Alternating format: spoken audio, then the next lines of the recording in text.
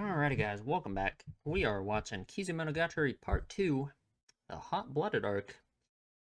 Last one was pretty much just felt like the first third of a movie, pretty much, but, had a whole lot of setup.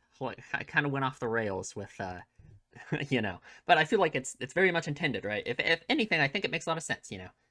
This is all about Araragi and him learning to connect with people, essentially. That's what I think is going to be the underlying, emotional conflict of the movies. Because that's what was set up right at the beginning, right? It's about Araragi, how he views humanity and himself, right? The importance of himself and his humanity, as he calls it, in terms of connection with other people, right?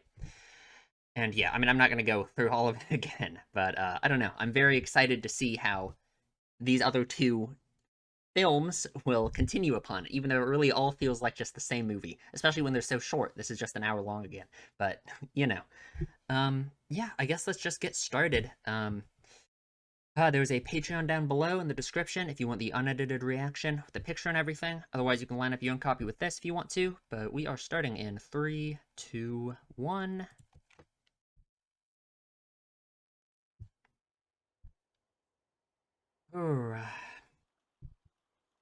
What on earth? Why does it look so good?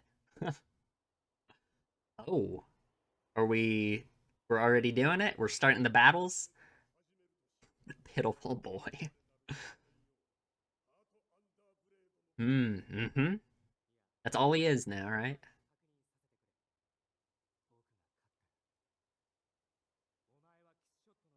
Mm-hmm. All right.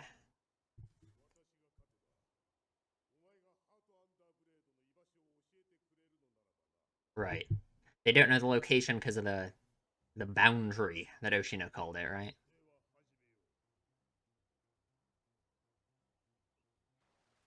Oh my god, the water. How do they even do that? I mean, like, what? I mean,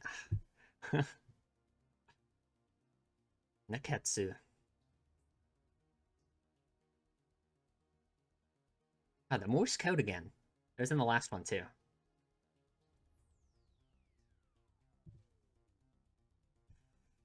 All right.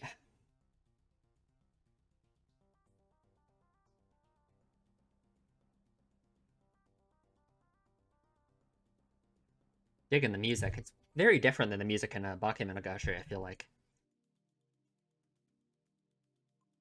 Hot-blooded arc. Nekketsu-hen.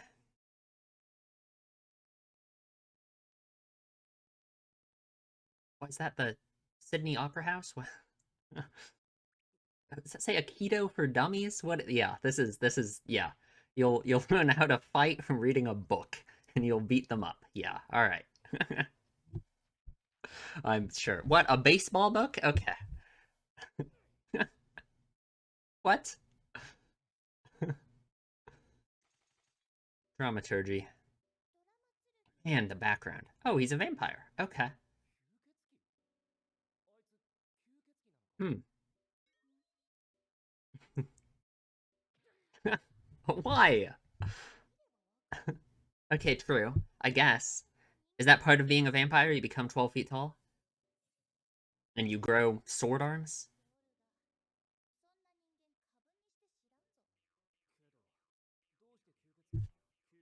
Hmm. I don't know.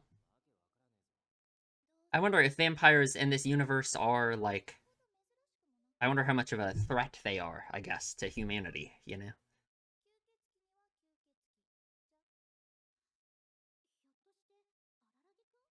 Ayanakawa, we've been through some stuff since we last saw you. And of course, as usual, she's wandering around in the middle of the night because she doesn't want to be home.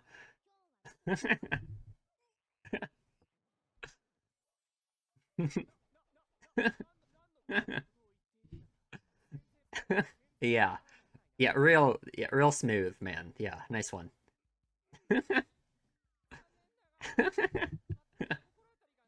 uh she's just gonna spell it out directly.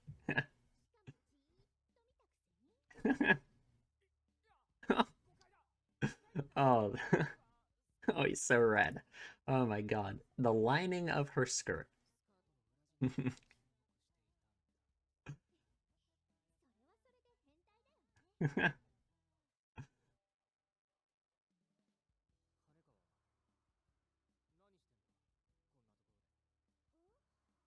Man, this music, it's so good. Just taking a stroll. Yeah. Doesn't want to talk about her own problems as usual.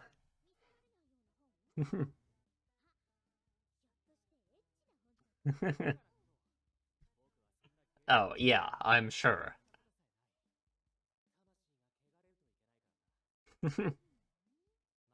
It would weaken your humanity, maybe. Oh, just gonna leave like last time. Just your his automatic reaction to this is to just get up and leave.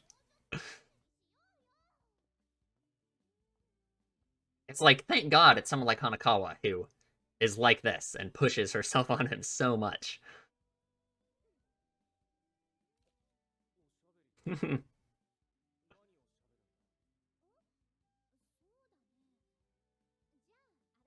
not really, it's not that she's being pushy, just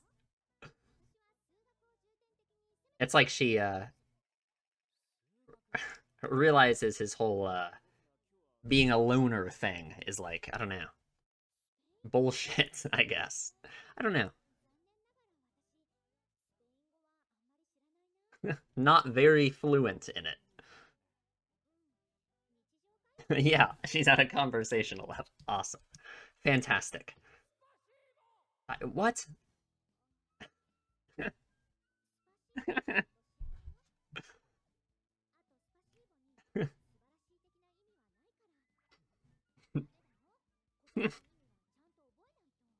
That's great. Oh, is this the first time? First time I had that little exchange, huh?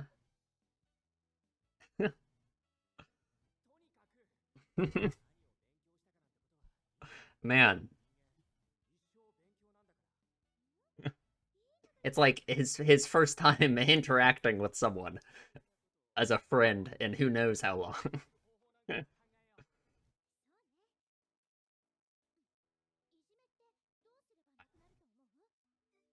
That's a rough one. That's a rough topic. Yeah, he doesn't have much to say about that.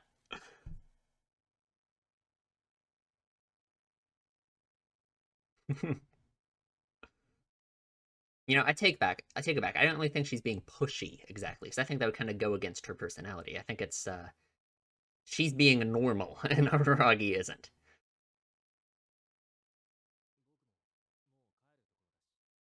Hmm. The sky wasn't gonna go home though, right?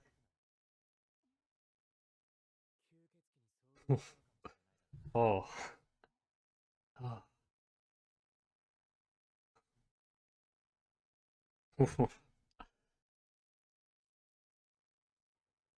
Shadow. That's what she said last time, right? It's like she's looking for something. Uh, yeah, she's looking for a supernatural being, right? That's what she said.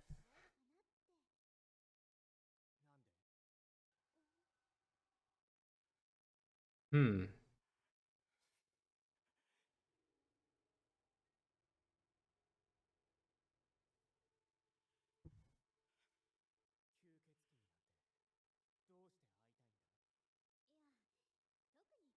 Oh.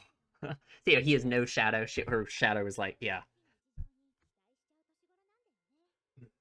I wonder why he's having such a.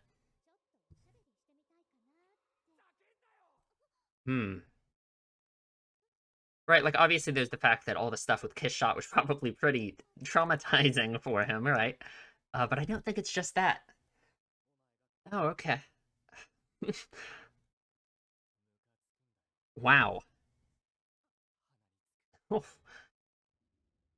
Hmm. Is it like a realization for him of what he's doing? That he's going against, yeah, that he's going against his ideology almost of, he's formed a relationship with someone.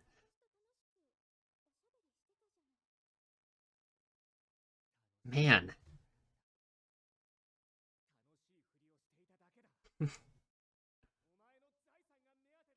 What? Okay, you kind of ruined it, Araki. Come on. Hmm.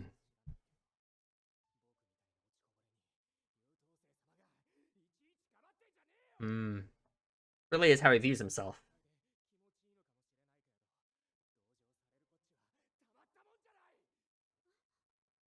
Wow.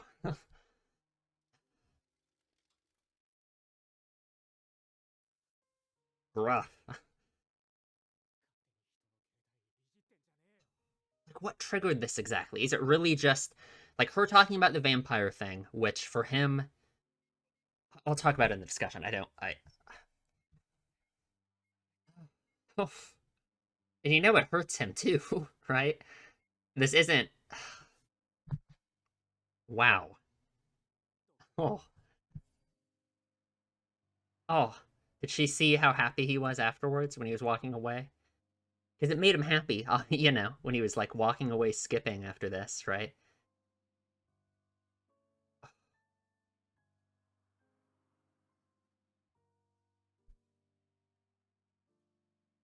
Hmm. How does this get healed between them? Hmm. Not that easy for him, huh? It's, oh.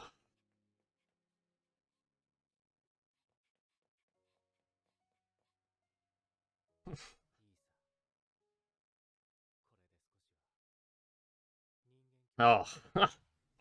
Yeah, it all just comes back to that. Yeah. Okay. That confirms to me I wasn't being crazy in the last discussion. Yep. Trying to undo what he thinks caused this situation in the first place, right? Forming a relationship with someone, going against that. Hmm. Ooh. Talking about himself, really, right? And Hanakawa, probably. Although, more about himself, I imagine. March 31st. It's already been 6 days since he turned into a vampire. Like, how tall is he? All right, let's see that newfound strength as a human and see how that works against this. Yeah, let's see. He learned how to fight from a book. So let's.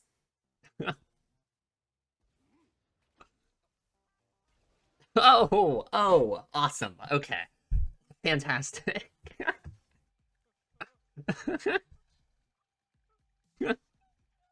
Great, cool. Yeah. So let's go ahead and pull out that literature background in martial arts and let's get to fighting. What is he gonna do? Oh, he's just gonna run away. Okay. That's great. All right. Awesome.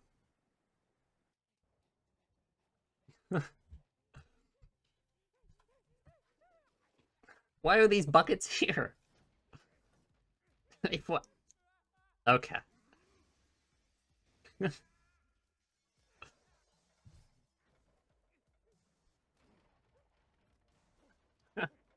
All right, he's dodging, I guess.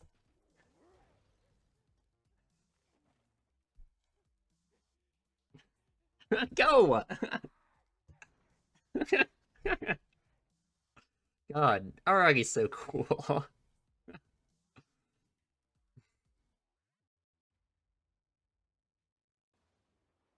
All right. What's the plan? What do we do? What do we do? Oh,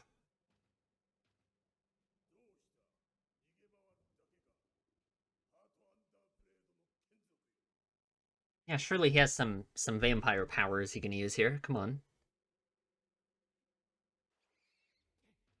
What? What? What on earth? Okay.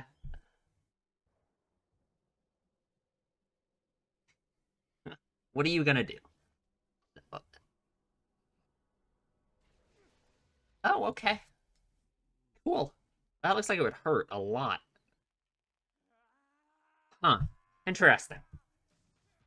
So, I mean, because he regenerated like instantly. Is there something about there has to be some kind of limit to it, right? Because Kiss Shot, her limbs wouldn't regenerate. So, I mean, is it just if you get murdered enough, you stop regenerating? I guess.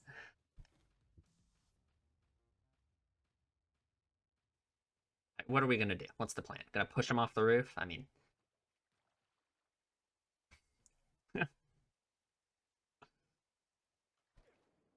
okay. Yeah. Okay. All right.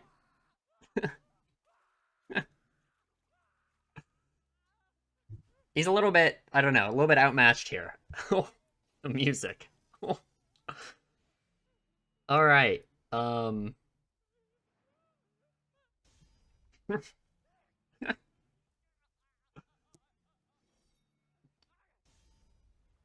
Okay.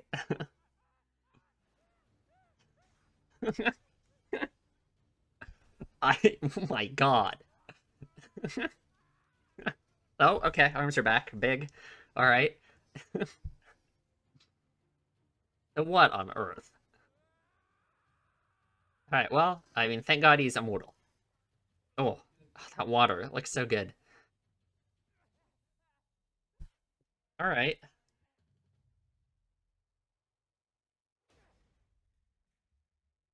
What is he doing? God, the rain looks so cool. It's raining so hard. Hmm. What's the plan? Okay. The baseball book. Awesome. Awesome. Let's see. Yeah. Let's see how effective this one is. All right. Are you just gonna throw baseballs at him?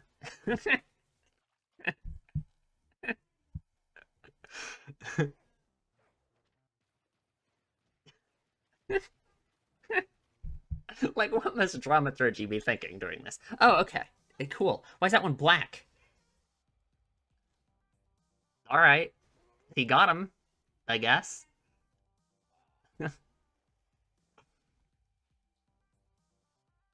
Is that it?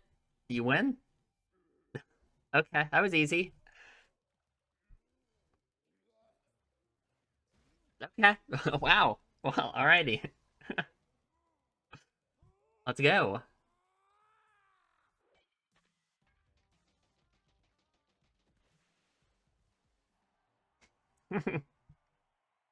All right. Well, that was pretty simple, I guess.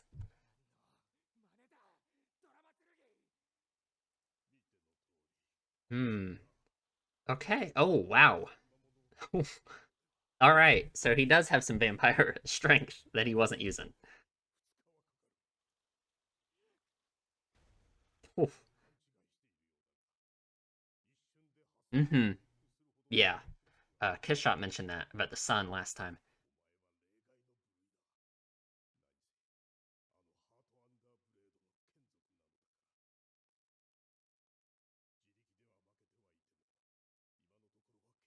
Hmm. Yeah, because he's the minion of a legendary vampire, right? He's much stronger than them, just on a power scale level, I guess. All right. That's one down, I guess. Interesting. So normal vampires can die. I guess, legendary ones can die too, because Kishot was going to die, but I don't know. And Bake, Aragi just seemed so invincible.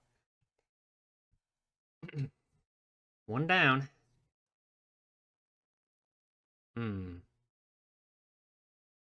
The buckets. The buckets must mean something, and I'm serious. They must. I'm telling you they do. Hmm. Anikawa. Oh, is this like those shots that we saw of her and Bake in like the first episode and episode 15 was like her behind the pillar watching? That's what it looked like, right? There were the pillars there.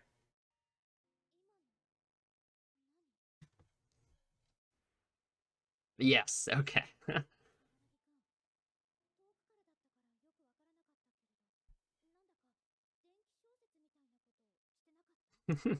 Literally, he was.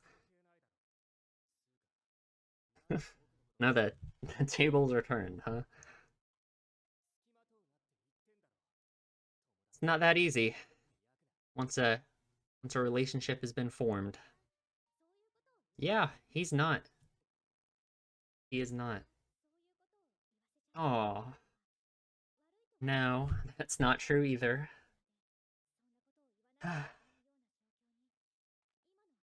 No, he's really not. You know, he can say he was doing it to protect her. She didn't want her involved, but I don't even think it's that. Oh.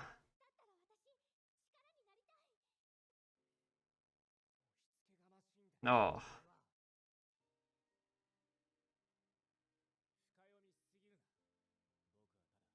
Oh, man.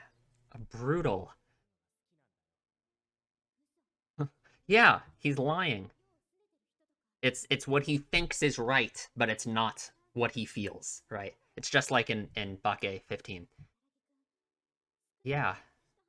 The problem is he it's like he gets mad at himself for this, for that. Okay. Again, all right. Okay.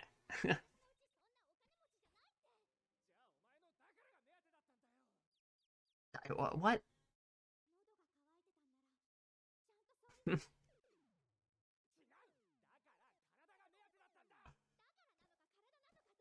What? Huh? Okay, there's some kind of pun there.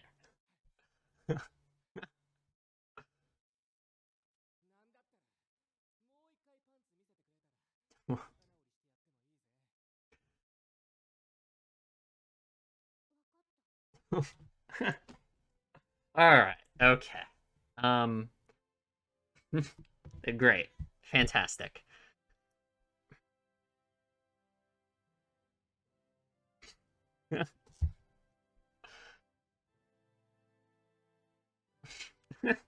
Like, let's come on. Let's get it over with.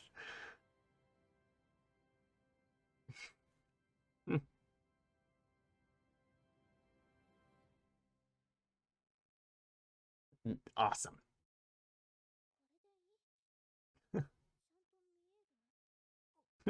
Like, come on, Aragi. Let's stop doing this.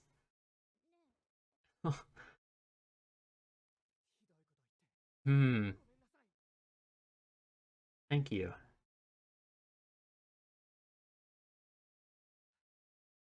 Hmm. Oh. All right. You know, it's interesting that she's willing to do that. She wants to be part of it so badly. She wants to help him so badly, right? But I think it's because of what she was saying about the we'll talk about it in the discussion. Okay, well, here's the leg. Awesome.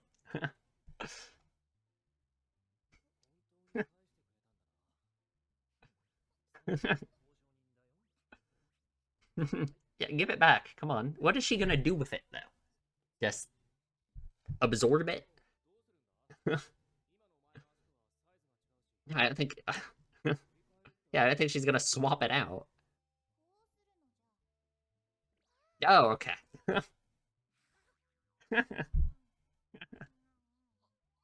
That's great.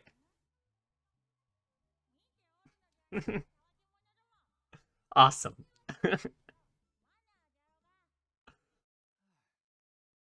Hmm. Talk with Oshino, huh? Hmm.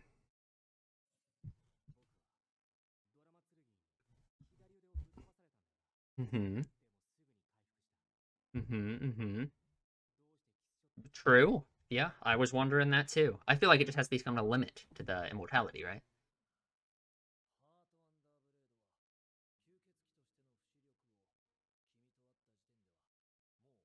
Almost run dry. Okay. Don't you agree? Hmm.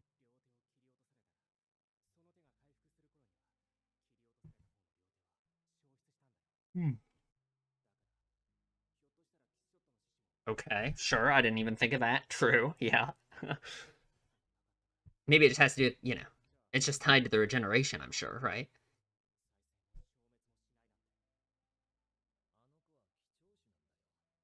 But wouldn't he be a special case too? He's just like her, right?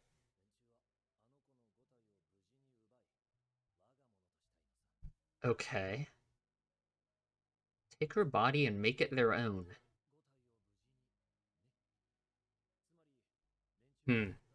Trying to think if that fits into the her very existence as a vampire.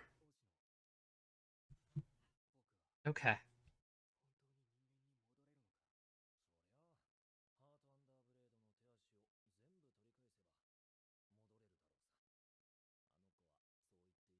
Sure. Yeah, Arshina's not being very forthright here. I mean, doesn't he know how this works? Uh-huh.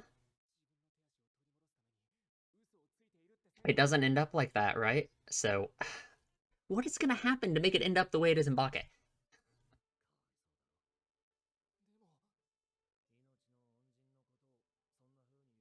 Hmm. I I guess. I suppose. Um, I feel like that's kind of a dangerous line of thinking. How can you doubt them? I mean, Aragi thinks Hanakawa saved his life, and then, Hanakawa's trying to kill him in Bake 15. So,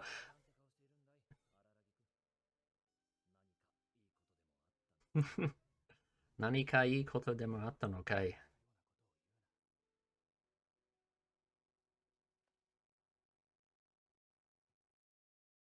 Of all the characters with a catchphrase, Oshino says his the most. I swear to God, he said it like 50 times.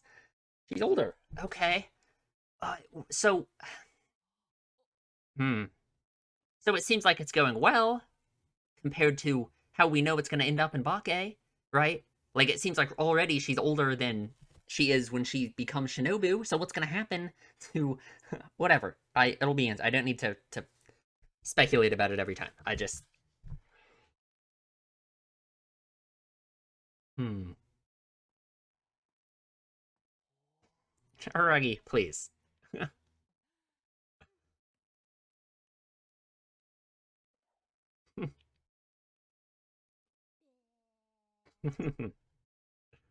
April 1st, April Fool's Day.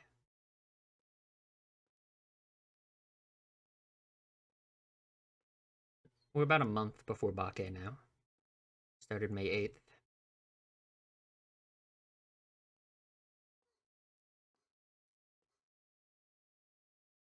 Well, she has the same Madison Square Garden bag that the leg was in.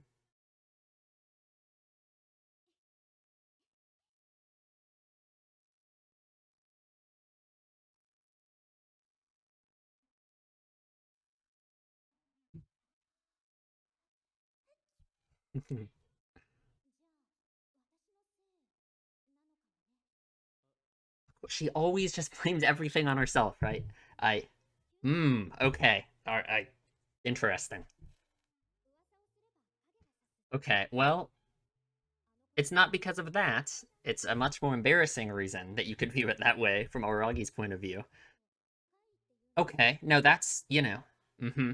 That is kind of how aberrations work in a way, right? Not exactly, but I think that's part of them. She did.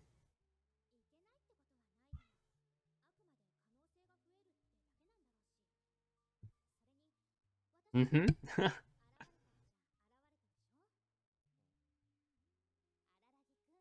Mm-hmm. She got what she wanted. Met a vampire.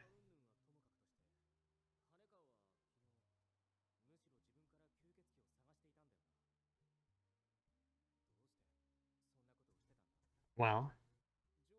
Mm-hmm. Okay. Nice. We're going into this. I imagine she's gonna redirect it and not answer about it.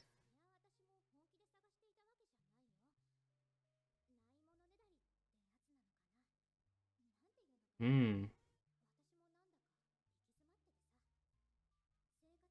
Hmm. Yeah. Okay. That makes sense. Yeah. Oh. Yeah, that really is what it is. She wants so badly like some supernatural thing to change her. It's like Black Hanakawa, right? Okay, I'll talk about it in the discussion. I can't talk while I'm paying attention. It's like Black Hanakawa, where it's like a supernatural thing that she can apply her emotions to, and it's like that, but with her situation. She wants so badly a supernatural thing to intervene.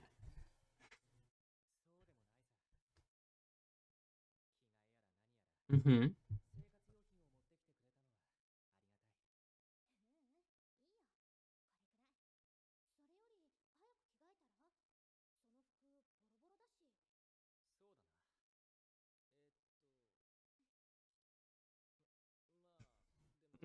Are you gonna just change right here in front of her?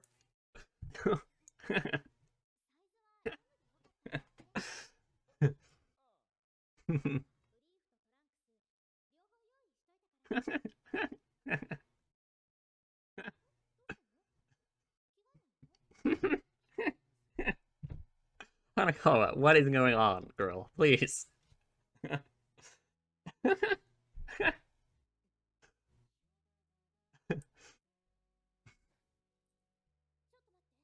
Hmm?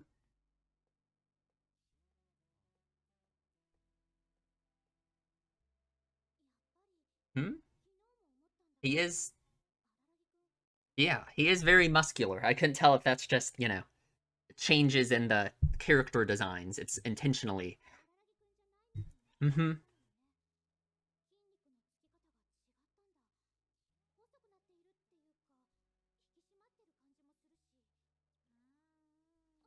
Nope.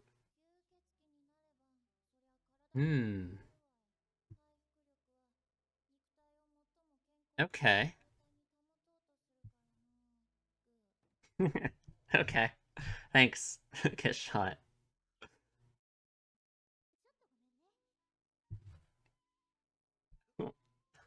Oh God. Wow. All right. What?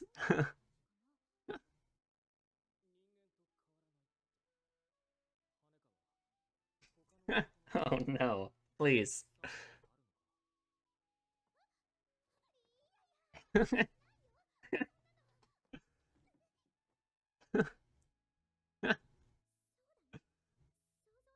It was all baseless conjecture.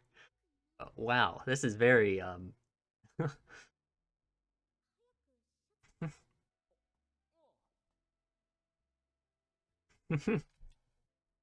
man.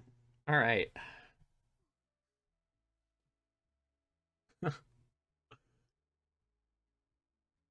Oh, there's so much stuff I have to talk about their relationship.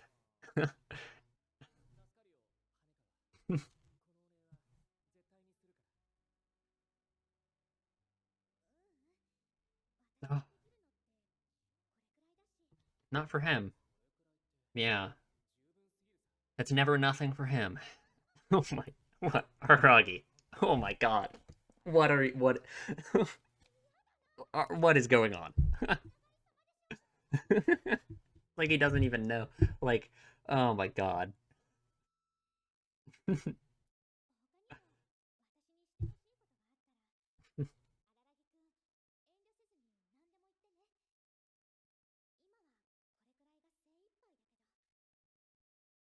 Hmm.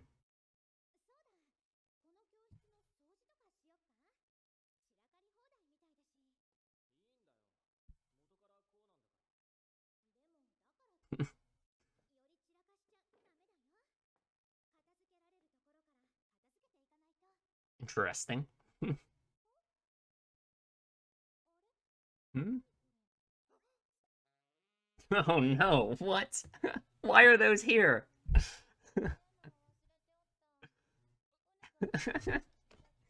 Oh God. No, why?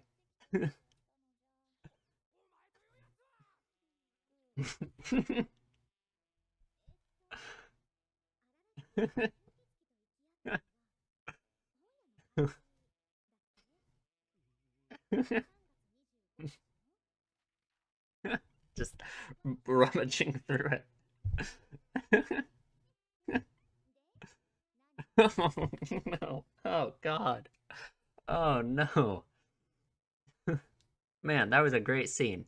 Oh wow, okay, we're already fighting episode. Okay. Vampire. How do you be half vampire, exactly?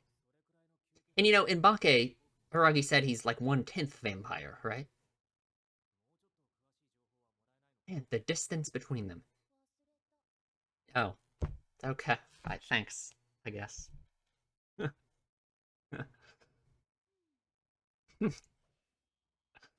Oh, okay. Sure.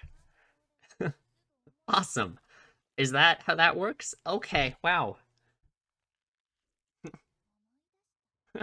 Omoedashita.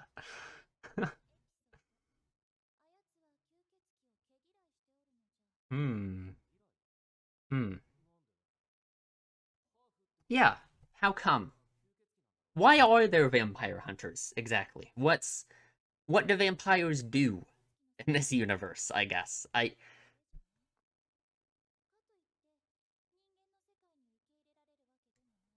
Okay.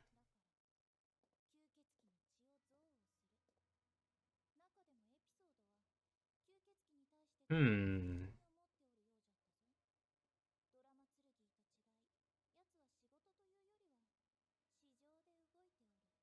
Self-interest. Is that really self-interest? Maybe, I guess. Yeah.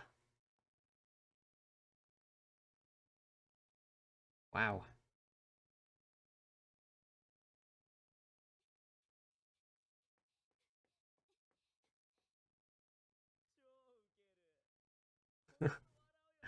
I'm laughing for real.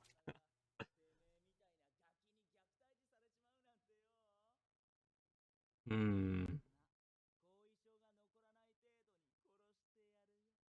Sure, go for it. Why does Aragi have the peace necklace? What?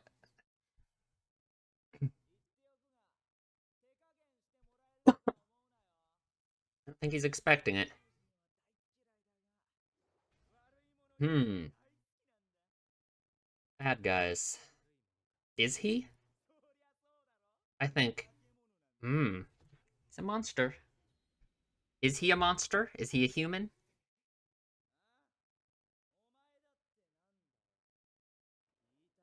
Hmm. Okay. Hmm. Interesting.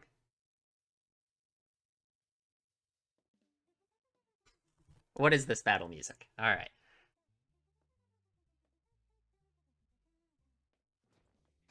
All right. Let's do this.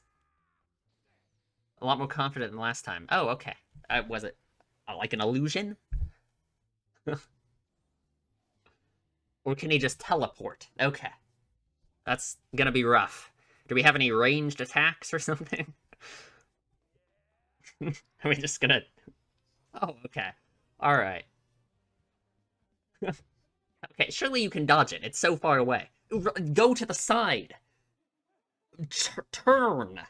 Okay, alright. Cool.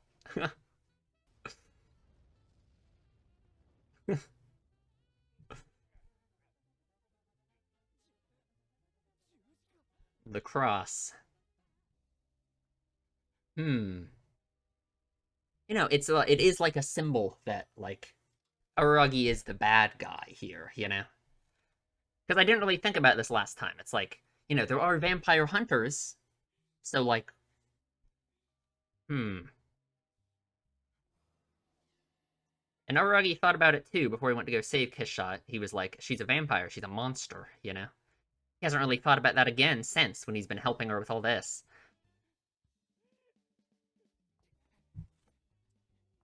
Just back to running away. Okay, great. Can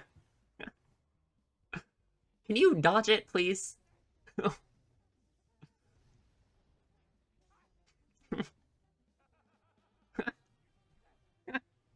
Can we do something? Like, come on.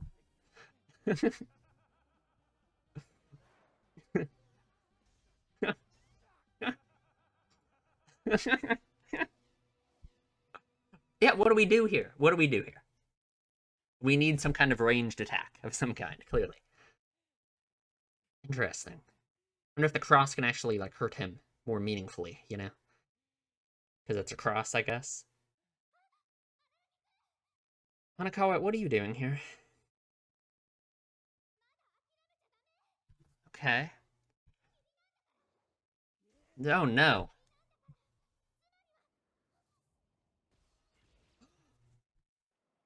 Okay.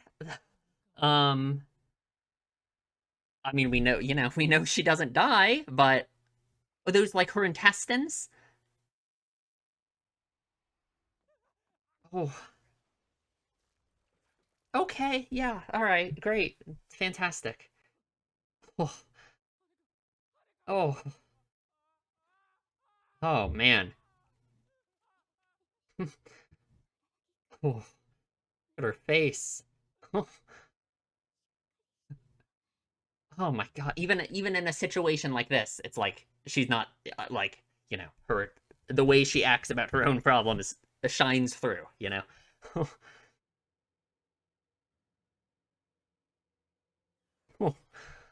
Okay.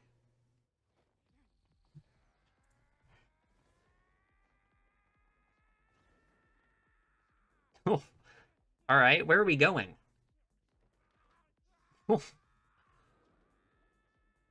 We know how's Hanakawa gonna be fine. Oh, the music. I didn't know there was an Olympic stadium.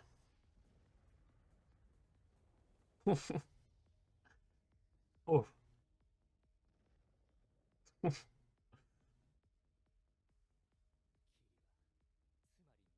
hmm.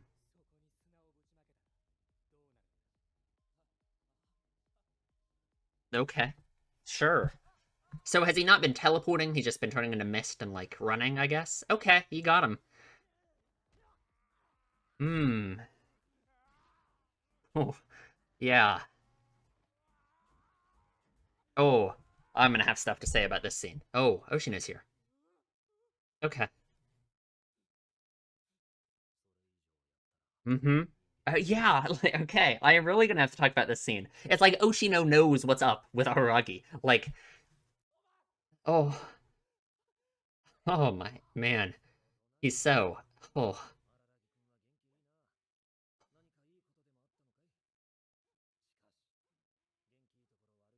oh man.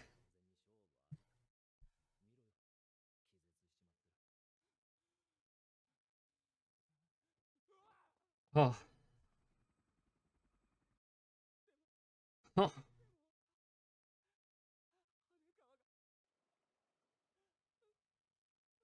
And he's just gonna blame himself for it.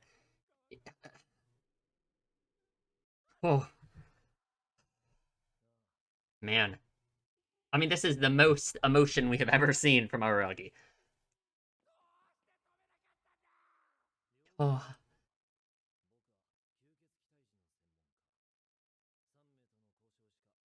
wow. He's looking away. Just, ooh, okay. All right. Oh, oh, oh. Another 2 million.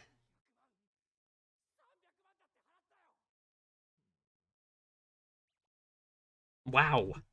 Wow. Okay. No, I think there is something very specific going on here, which is very interesting.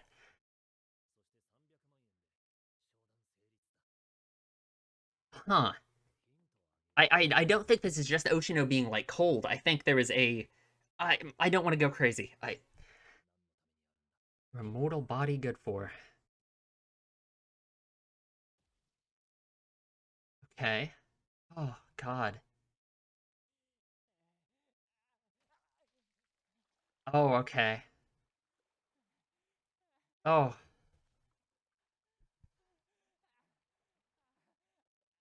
oh man. the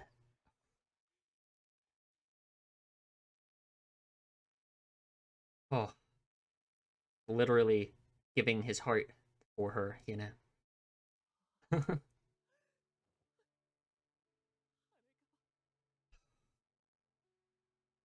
Man, I'm gonna have so much to talk about.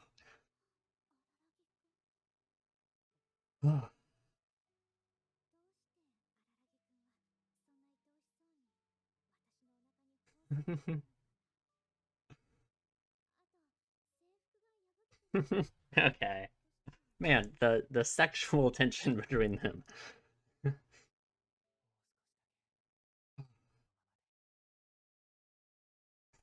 Just imagine if she had actually died there. What Araragi would be like. Oh, oh my god. Getting older. Not back to normal yet, though, right? We got one more to go. We got both arms, right? I assumed that was the other leg. The last guy's both arms.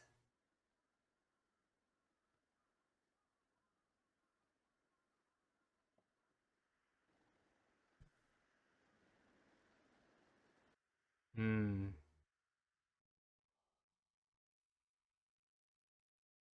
Nice.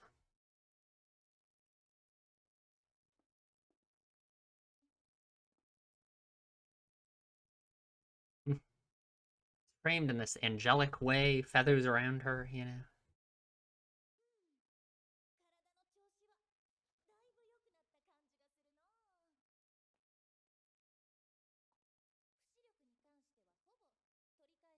Nice, nice.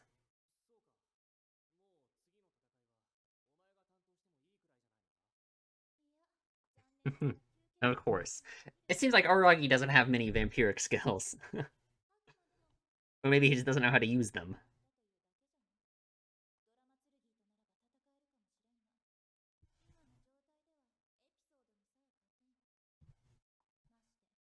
Hmm. He's the strongest, makes sense. Are we just gonna fight all three in this part? Fully human, but he's the strongest. Okay, like with Aragi's mindset, think about that, right? You know, he has his strength as a human, right?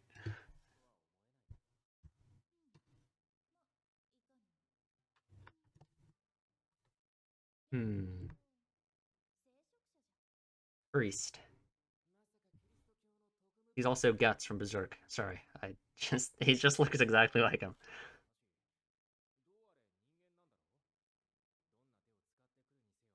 Hmm. Interesting.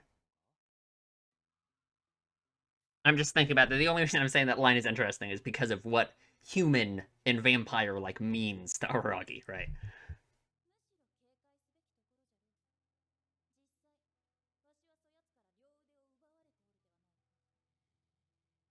Hmm. Yeah, Aragi has not had a problem at all fighting these people. In fact, like he's been completely fine beating them. So,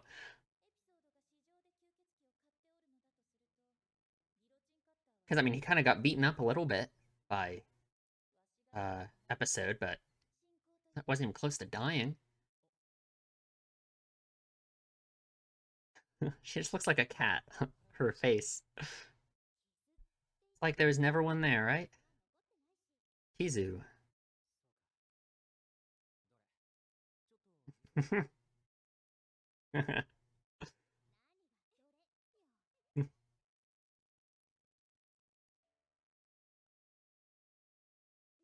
Hmm.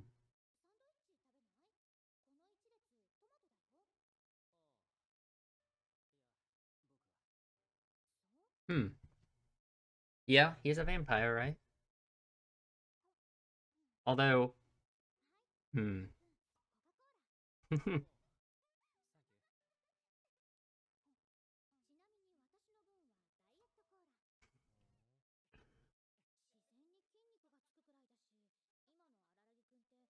True. I guess there's an upside to it. You can't go into the sun, though.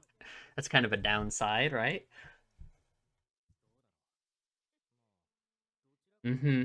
Yeah, which is like, you would think he would need to drink blood, right? Yeah.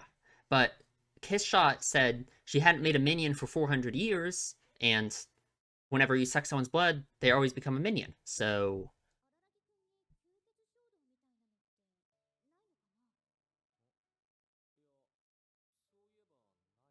hmm,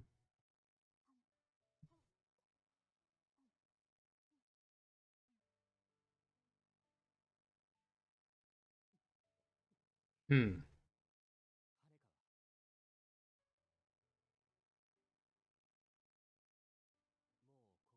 hmm. He's not like he's being like last time, but right at the start, he's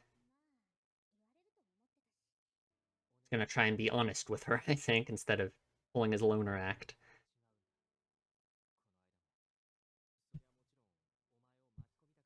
Mm-hmm.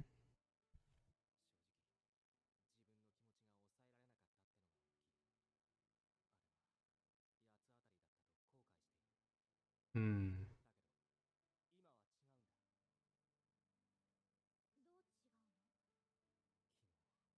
How much it affected him, right? It's just like what he was worried about, really, you know? And, yeah. Mm-hmm.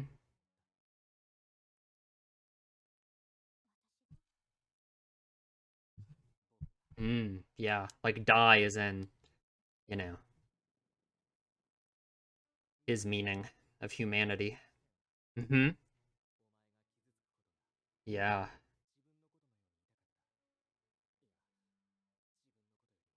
Oh, that is beautiful. That's gonna be the thumbnail. Maybe. Oh. Oh, wow. That is that line. He doesn't want to become human again if it means losing her. Think about like, oh, oh no. And I just feel like I'm gonna really have to talk about that line in the discussion. No. Oh man. Yeah, that's really what he feels like. Someone like him, right? He can't believe she's doing this for someone like him, what he thinks about himself. And she wants this so badly because of her position in life, right? Hmm. I no. Hmm. I think he's saying that because he doesn't value himself, right? He can't believe that she is willing to do this for him, specifically him.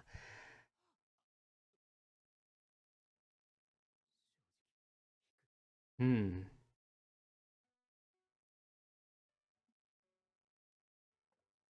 Oh.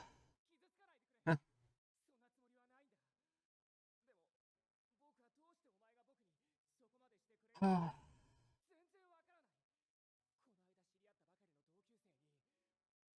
And her explanation for why she's doing this, I think. Oh man, no. Okay. I'm gonna have to talk so much about this. She doesn't view it as self-sacrifice. And also, like, what is like okay, yeah. I mean,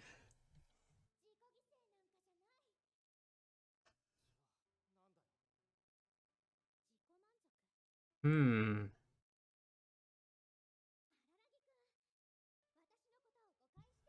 Hmm. Yeah, I mean, it's what I've said about Hanakawa a million times. This whole seeing her as perfect. Oh,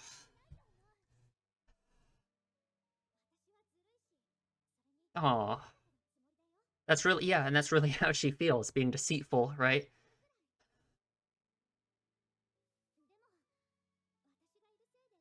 Yeah, and that's how she feels. She feels like she's being a burden, right? That's what she always feels like about this. Like, ah, oh God, even though oh, she wants it so badly. She wants Araragi to like help her escape the position that she's in.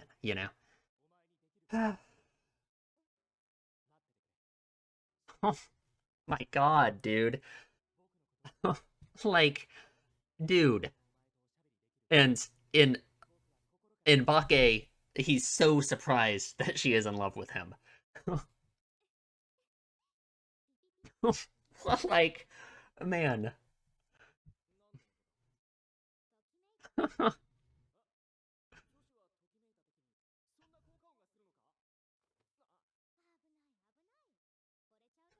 Man, how is Araragi? No, it's I'm starting to think he must have just been pretending that he didn't know in Bake, because this is ridiculous.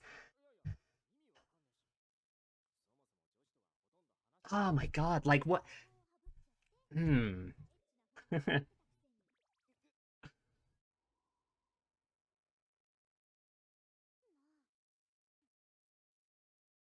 Okay, again, what are we doing? Please. Okay, alright, what is going on here? What is happening? Please. I, what's going on?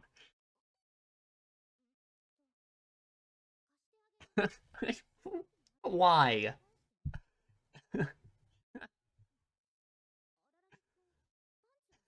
Alright, okay. This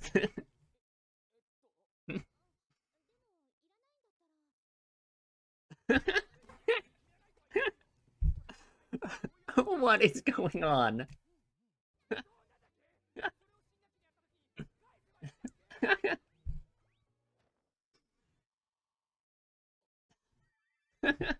What?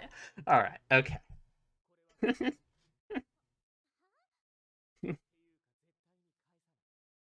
Alright, awesome. That's great. Thank you. Man, I talk about a switch up and emotions in the scene. Hmm. Oh no, the debt, huh? Hmm. But this can't be it, right?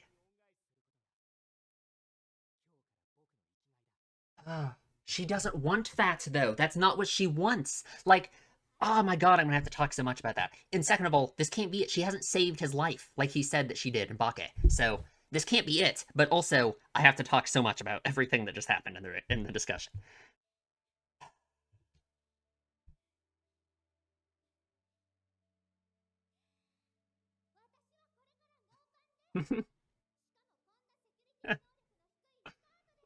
Great.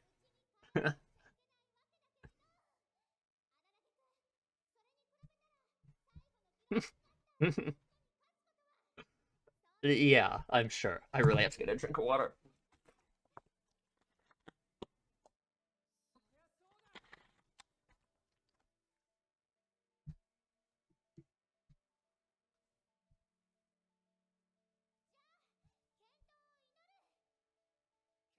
Man, and just think about like a month later, he starts dating Senjugahara, right? This is like April 5th or whatever. May 8th.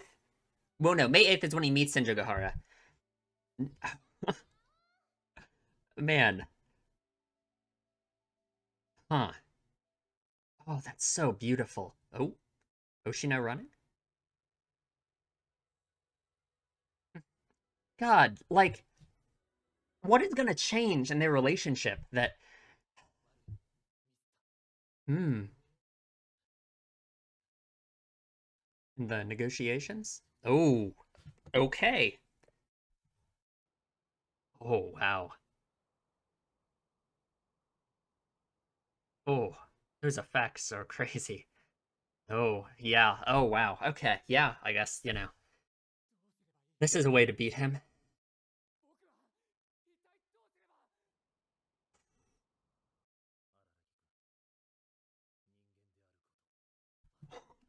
Give up on being human. Oh, man. Give up on being human. Think about, like, what that means for Araragi. And, like, of course, like, oh my god. Oh,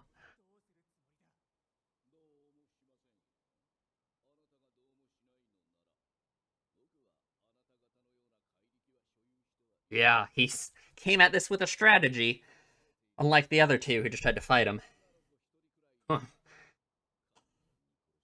Interesting. He's the most human, right? He is a human. Yeah. Oh, man. Oh,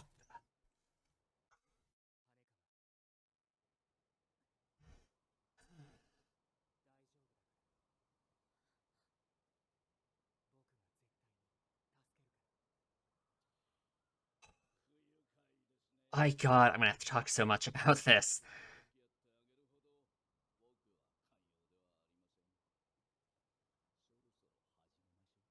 Get started, yeah.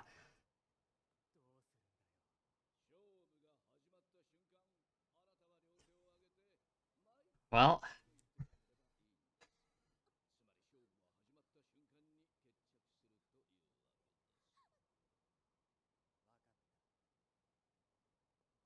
oh, like, man, how much this means for both of them. Oh, no point in being human. Okay?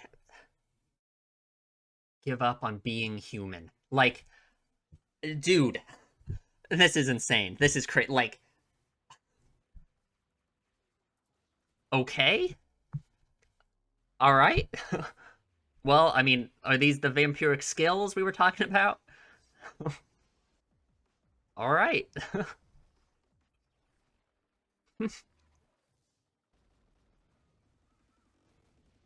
The music. Alrighty.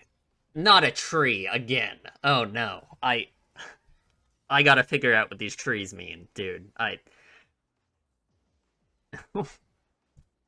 I'm guessing this is him running to Hanakawa, right? But it's also like him, Oh, man. Hmm.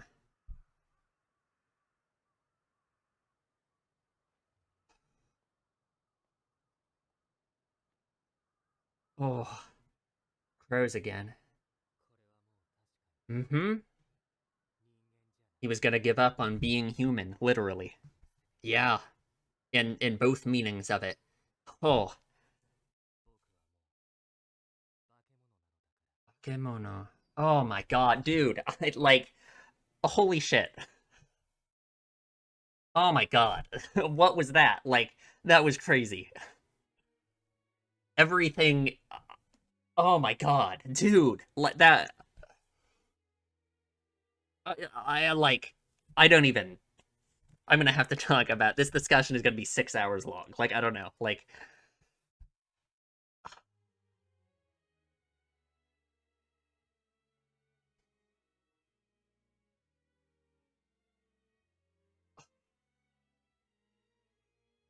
man, this is powerful.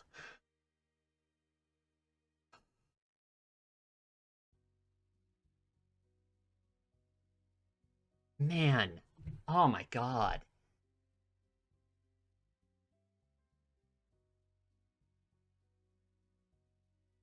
Like, that was crazy. I mean, just the amount of it's done so well. Oh, there's a song this time. French. I wonder, we've had French this whole time, and it's the arc that involves Kiss Shot, right?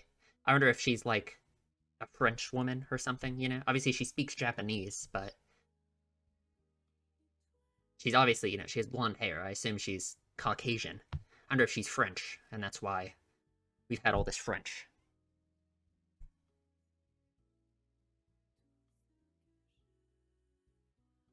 Hmm.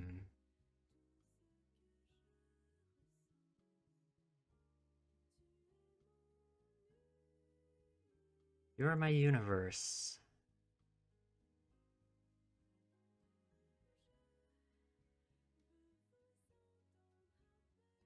Man.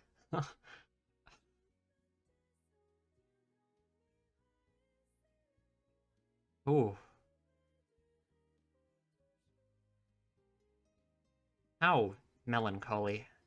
Having a song like this with lyrics like this when the subject matter, the, you know, what it's about is Araragi doubting the basics of human relationships so much,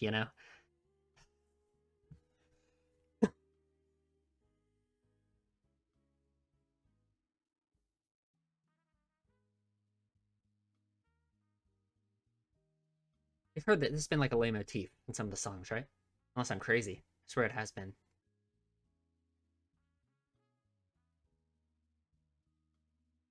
I swear it is.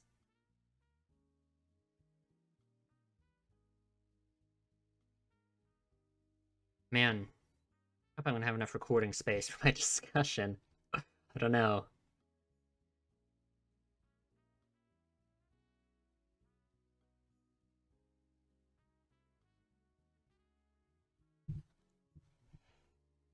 Oh, should I just sit here through the whole thing, listen to it? I guess. I gotta think about what I'm gonna talk about. There's so much stuff. Like, um, just Hanakawa and Aragi's relationship is at this point like the most compelling thing in the entire story to me. Like, ah, it's like they were the worst possible people for each other. Like, literally.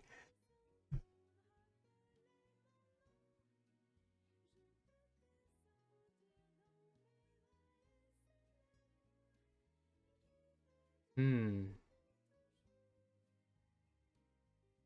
I have to know. I have to wonder, you know, what happens. Like, for one, there's the thing Aragi said in Bake about how Hanakawa saved his life, and that's, he owes her his life for that, right? Which he said something similar to that in this, right? He was like, "My life's purpose from now on is repaying my debt to you." But she hasn't saved his life, right? I don't know what she possibly could have done at this point that he counts as having saved his life. So obviously, more is going to come back. She's going to do something more to save his life, right? Again, it's hard for me to go along with just his word on it because, you know, never really trust an Araragi-ism.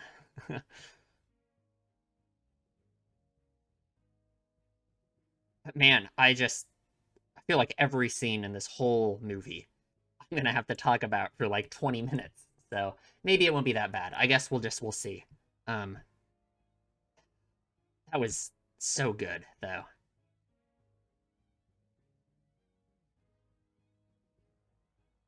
Hmm.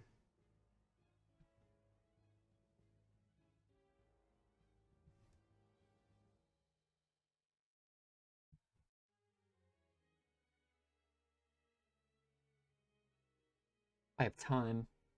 Yeah, I'll be able to finish this one today. No way I can watch the last one. I was planning on watching all three today, but there's no way.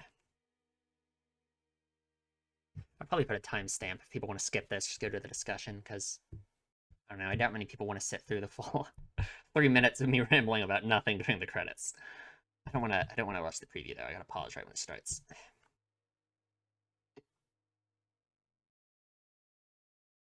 Hmm. Okay.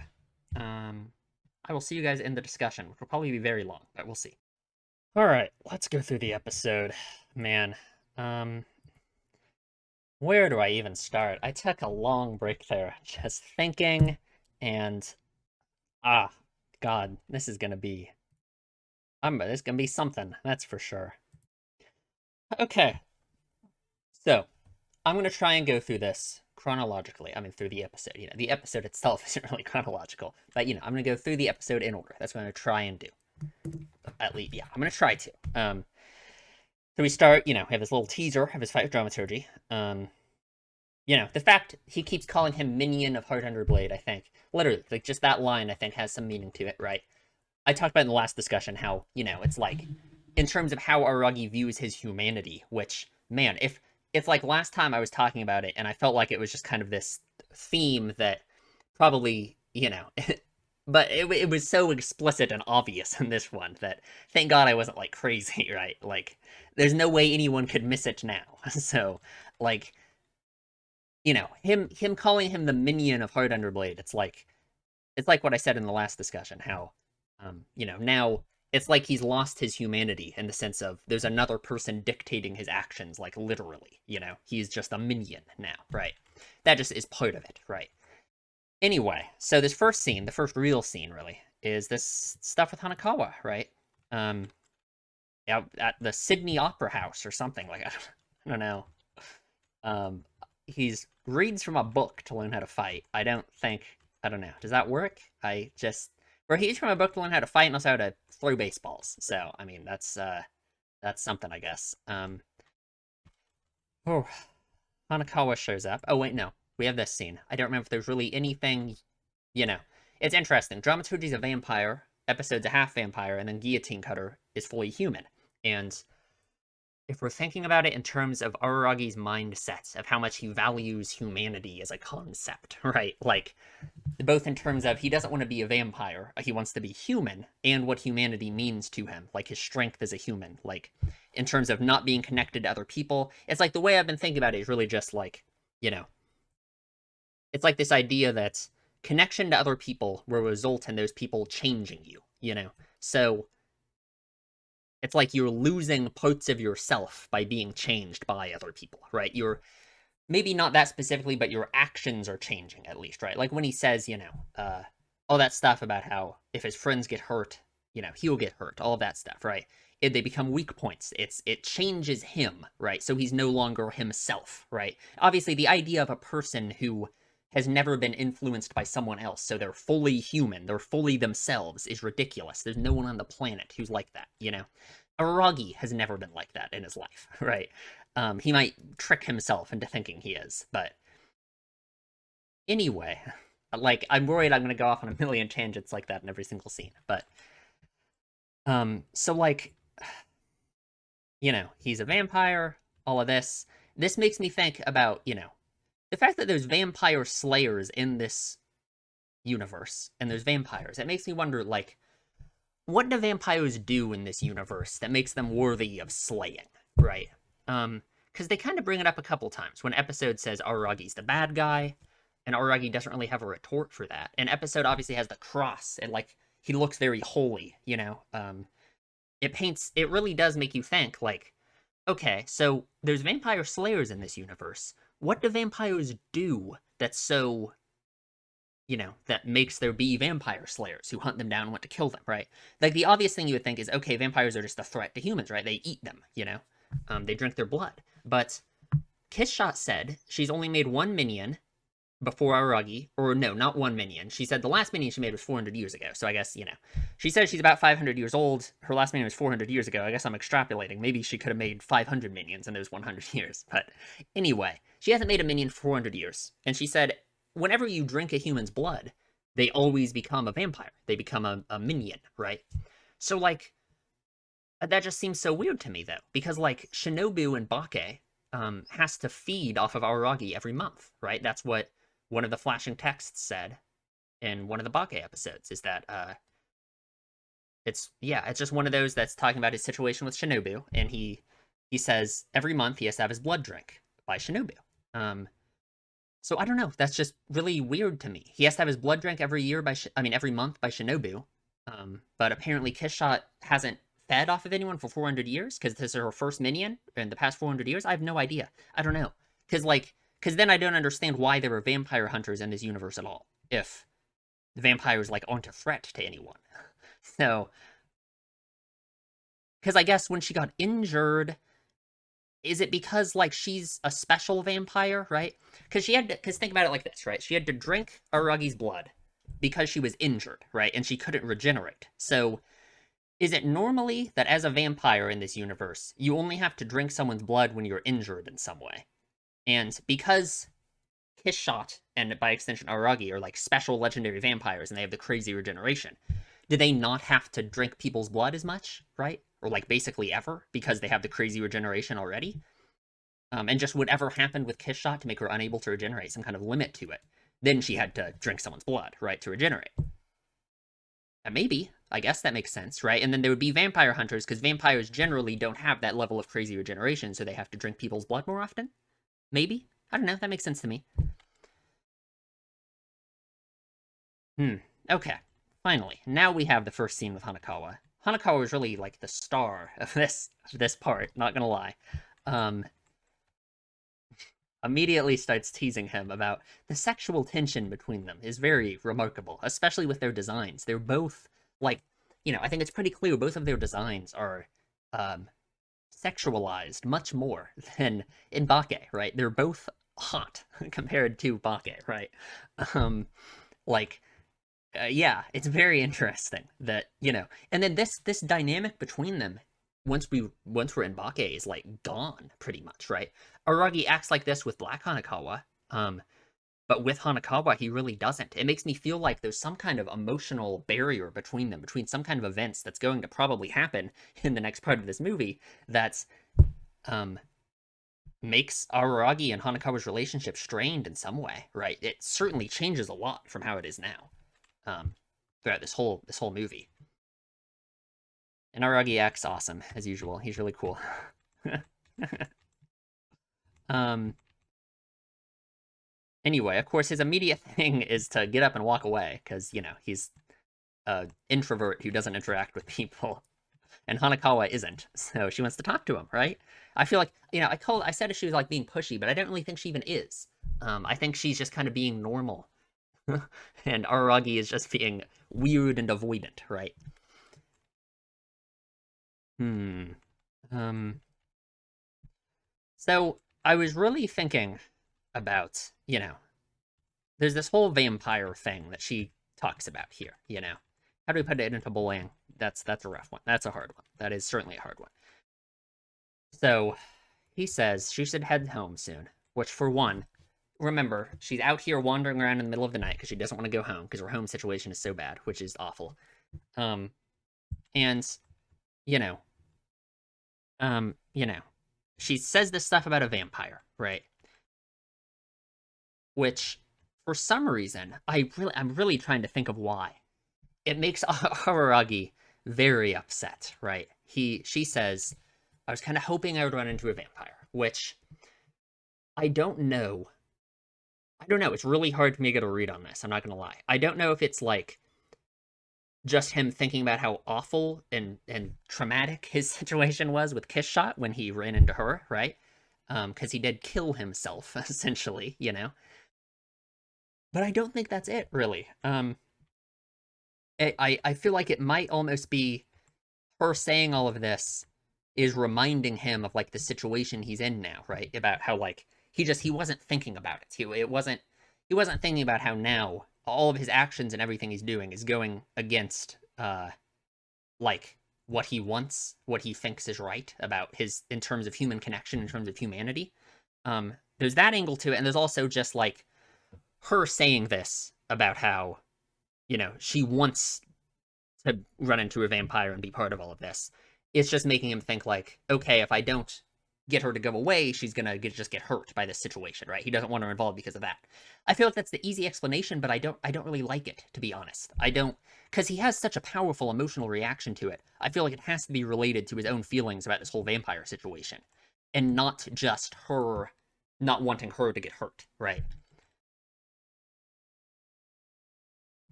Like, here, we'll talk about more about her reasoning for wanting all of this when we get to that scene. But yeah, he's so mad. He's so angry. It just makes me think, in his mind, what he's thinking about is how, uh, like, just his situation now. Her saying all of this is like, man, I don't know. It's this kind of anger from him. It just makes me think like he's just thinking about the whole vampire and humanity thing in terms of like what it means to him, right? The whole connection to other people, right? Like, I don't know. If you didn't listen to my last discussion, you really should, because this, I don't want to keep explaining it every time. But my take on this, just I should have said this earlier in the discussion, but is that Aragi says that thing a few times about his strength as a human, and now he's literally lost his humanity. So like, there's two levels to it, right? There's strength as a human, and there's your humanity, and there's being a monster and being a vampire, which is like him literally losing his humanity and losing his humanity in the like metaphorical way that he means by forming connections with other people. Okay. um he gets really mad. He wants her to go away, right? And okay, and like the other reason why I'm so sure it's not him just wanting her to not get hurt is because of what he thinks at the end. Um about how he's regained his strength as a human now. Yeah, with this I've regained. Come on, where is it? A bit of my strength as a human. Yeah, with this, I've regained a bit of my strength as a human. So, like, you can think of it in terms of the whole, he's removed a weak point because he doesn't have to worry about Hanakawa getting hurt if, like, you know, if she gets herself involved in this situation. Sure. But there's also the whole, like, I feel like this is him thinking about how he doesn't he's like realizing, okay, I formed this human connection. That's bad. I need to fix that, right? And her talking about this vampire stuff is like what ignited that in his mind, I guess. Hmm. Yeah, and I mean, he's like he throws the book down. He talks about how his heart is broken. Like obviously, it's crazy because it's just like in Bake episode 15 when Black Hanakawa was asking him what he I don't even remember, but he said to Black Hanakawa that people just accept help selfishly for themselves, right? And she was like, but that's not what you feel, right? And I agree with her. I think Araragi, it's obvious that his feelings, right? Just like anyone else, human connection makes him feel good and he likes it, right? But just because of this crazy, stupid idea in his mind that connecting to other people makes you weaker, makes you less human, um, he fights against himself and he thinks he's like doing the wrong thing. Yeah, it's rough. I don't know. It's yeah, again, no surprise he was suicidal. If this is his man, his ideology pretty much. And he fights Dramaturgy, who's I don't know. I mean, 12 feet tall. It's a very funny fight. I'm telling you these buckets mean something, but I have no idea what. But I'm telling you, we get some establishing shots of the buckets. They show the buckets after the battle. They mean something. I'm telling you they do. Maybe, if someone gets a good bucket theory, I'll pin it or something. So, I don't know. To remind you where the next bucket one is, it's right before Hanakawa shows up. Yeah, they really showing the buckets. They were overflowing before, now they're not. It has stopped raining. The buckets mean something. I'm dead serious. They mean something, but I don't know what. Someone got to tell me. Surely someone knows what the buckets mean. Anyway, um, another shot of the bucket. What does it mean? No one knows. It's undiscovered. Okay. Hanakawa shows up. Um, so like, hmm. I'm just trying to think. I feel like this is just more the same for him, right? Him. I don't know. I can't tell. Am I being unfair to Araragi by viewing all of his behavior as so selfish? Um, like, is it is a lot more of it that he doesn't want her to get hurt than I'm thinking it is? I guess it's possible, right? And his initial explanation of the humanity thing um, fits with that, right? The whole weak point thing. It's kind of the way he explains it is about himself, right? About how it introduces weak points to him. It's not, you know, it's like he doesn't care if people don't get hurt if people get hurt as long as they aren't his friend, right? So if he makes them not his friend, he doesn't have to worry about it. Like if you view it like that, it's very selfish, his view of it, right? And just the way I've been thinking of it in terms of like, taking that a level deeper to people dictating your actions, which I think that fits really well with the whole minion thing, right? Um, that's just how I've really been viewing it. But I feel like if that is Aragi's view on it, it probably isn't something he consciously thinks about all the time and is like, I don't know. I don't know. Maybe I'm being a little bit unfair to him with his intentions about this. Obviously, he's being really mean to Hanakawa, so maybe I should talk about that too, how he's just being mean and awful. Um, I mean, and every single time she just says it's her fault, because her automatic assumption is that her presence and her problems and anything about her is a burden on other people. That's why she acts the way she does. We'll talk about that more when we get to the good Hanakawa scenes in a little bit. And she says, you're in a situation that's forcing you to act like this. He really isn't. Like, the fact that she has such a um, positive view of it makes me think, no, I must be not be being unfair to him, and it really is deeper than that, and it really is more selfish than it seems. Because again, with the way he described it, think about it. It's not that he doesn't want other people to get hurt. It's that he doesn't want himself to be hurt by other people getting hurt, right? Like, there's a level of abstraction to it that's wrapped around to it being selfish in a way, even though the end result of what he's doing is the same, you know? Hmm.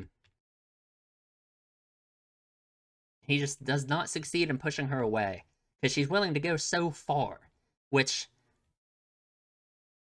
yeah, and like what she says here about how he enjoys talking with her. Like, yes, it's obvious he does, just like anyone else, he enjoys human connection and friendship with people, right? He just thinks it's wrong. So, I mean, uh, rough. Rough. I'm gonna have a lot more to say about that later. I hope you're ready for that. And then just this ridiculous. There's some kind of pun here. Because they see like I don't know. There's some kind of pun here that I'm not getting. I don't know. I hopefully one of the people who's been explaining a bunch of them to me can explain that one because I don't know. There's something going on there. And he says this ridiculous thing, I guess probably just going even further to make her think that he's like crazy, and she does it. Which like is bad. Um, hmm.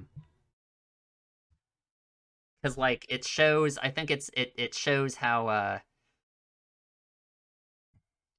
hmm. I don't know. I might have to think about this more. About what exactly my take is on her willing to do this, right? Because I don't think it's good that she's willing to do this for him with the way he's been acting, right?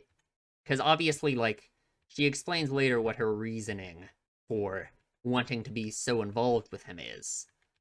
You know, obviously, once he sees how far she's willing to go, you know, Aragi's generally a pretty good person.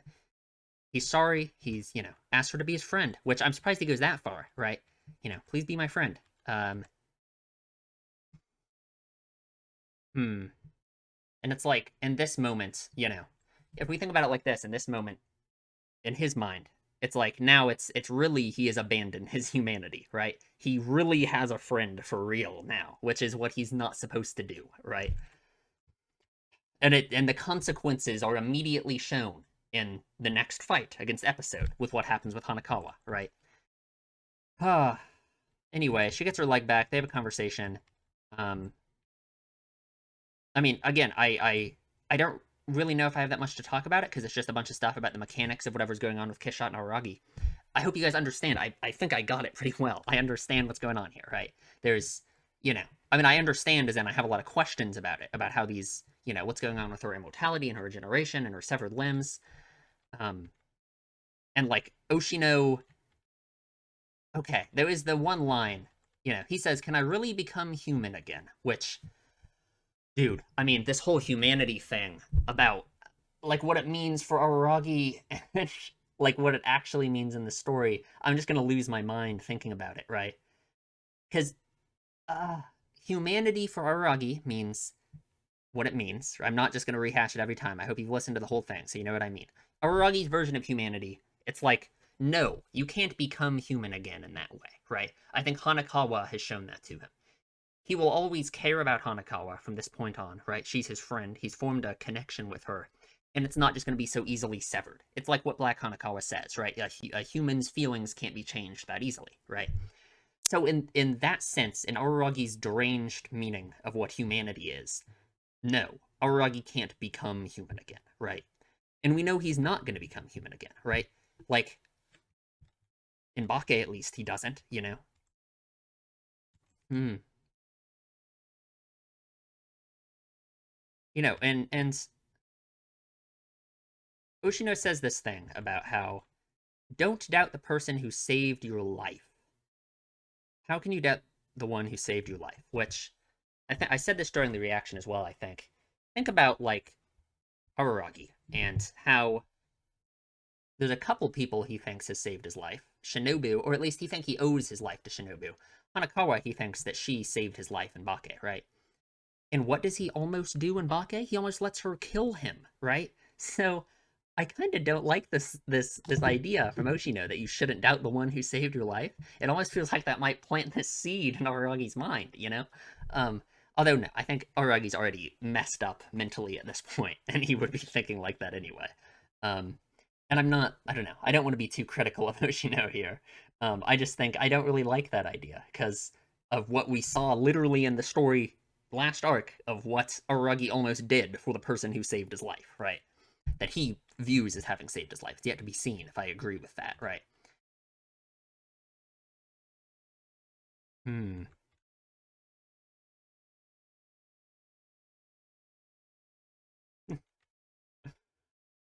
And now she's this. Have another talk with Hanakawa, which, of course, so she immediately blames herself for the situation, right? She says, it's probably my fault. Yeah. I mean, just number one Hanakawa thing, blame herself for everything, think she's a burden on other people at all times. Yeah, obviously, right? Um, and this is where she explains explicitly, basically, her reasoning for um, wanting to be part of this vampire situation, right? Thank God. I'm glad she did, because I wasn't happy with my explanation exactly. Um, but yeah, she feels like she hit a dead end, right? With her family situation, how awful her life is, how she can't fix it, right? Because of her she can't seek help from other people, right? She can't take the first step. The first step that Oshino talks about all the time of, you know, um you can only save yourself, right? She can't save herself. She can't be willing to take the first step of saving herself, which is seeking help from other people, right? She can't do that. Um Yeah, so she's just escaping from reality, right? She really wants something to change it. I feel like I had a dead end, so I wanted a change in my life. Yeah. So it's like the whole supernatural being thing she was talking about. It really is like she just really wants just some, I don't know, I guess just some crazy thing in her life to happen and change. Um just to get her out of the situation that she's in. It's like I said this during the reaction as well about how like it's like Black Hanakawa, right? Black Hanakawa for Hanakawa is it's like this weird, you know, supernatural being like she was talking about that she gets to use to vent out all of her negative feelings and emotions that she doesn't want to push onto other people, right? She gets this weird supernatural thing to possess her and do it for her, right? It's like she wants that as well for her life in general. It's I guess that's kind of what Black Hanakawa is, right? Right now, Black Hanakawa hasn't happened yet, but Black Hanakawa kind of becomes that for her, right? She can't deal with her problems. She can't fix them. She wants some supernatural solution because she can't save herself. She can't make the first step to be willing to fix her problems. So she wants some supernatural thing to come fix them for her. Hmm. Yeah, just escaping from reality, I guess. Yeah. Naragi wants to go back to reality. Hmm. Yeah, I think that establishes a difference between them pretty well, right?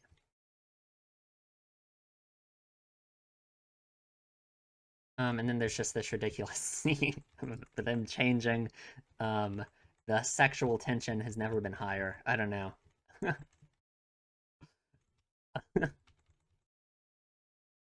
don't really think there's much I gotta say about this scene. It's really something, isn't it?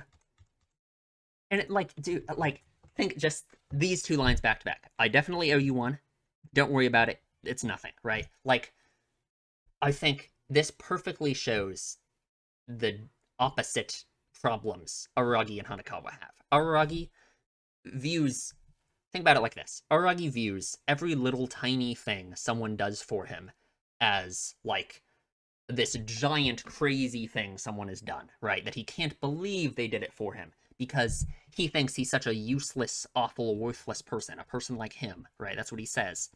That he cannot believe someone would do it for him. So for him, it's this crazy thing that he has this debt he has to pay back. He can't accept help, right? He thinks it's selfish to accept help. He can't do it, right? What's Hanakawa's thing, right? She doesn't want to be a burden on other people. She doesn't want to bother other people with her problems and all of that.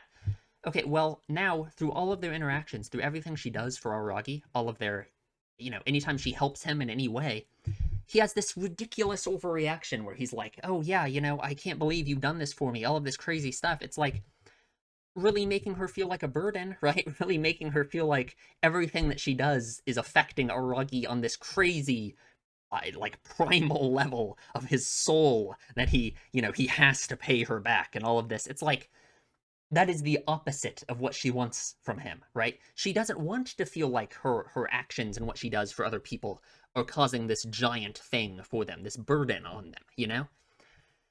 Because like, what is a giant debt to someone other than a burden, you know? Um, so it's like Araragi's thought process about people helping him and Hanakawa's thought process about helping him are just opposite in a way that they just end up hurting each other, you know?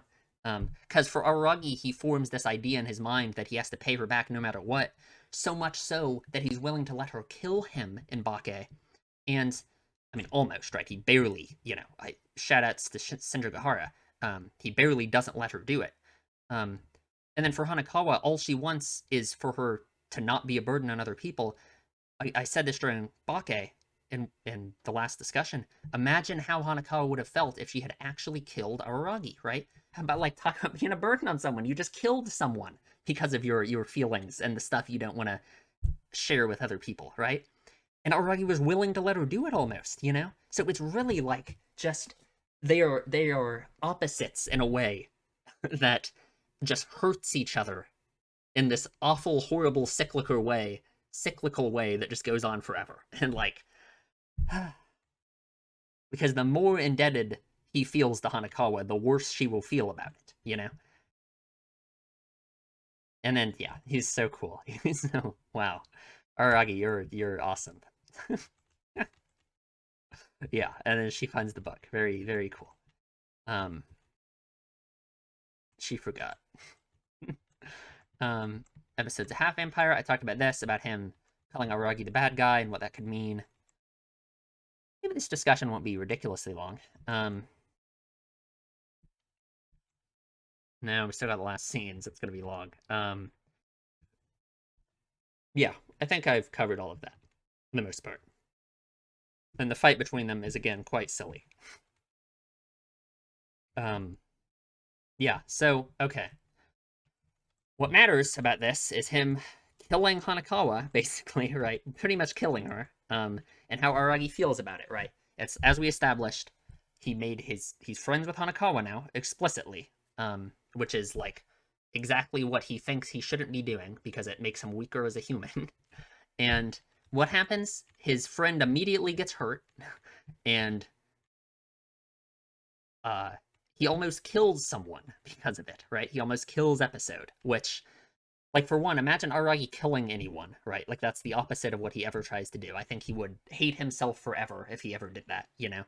Um, he immediately blames himself completely for this, because, like, not only is his interactions with her, forming his friendship with her, not only has it killed her, basically, right? So he has harmed her by daring to form a friendship with another person, but he almost kills someone because of it, right? He almost kills Episode, you know?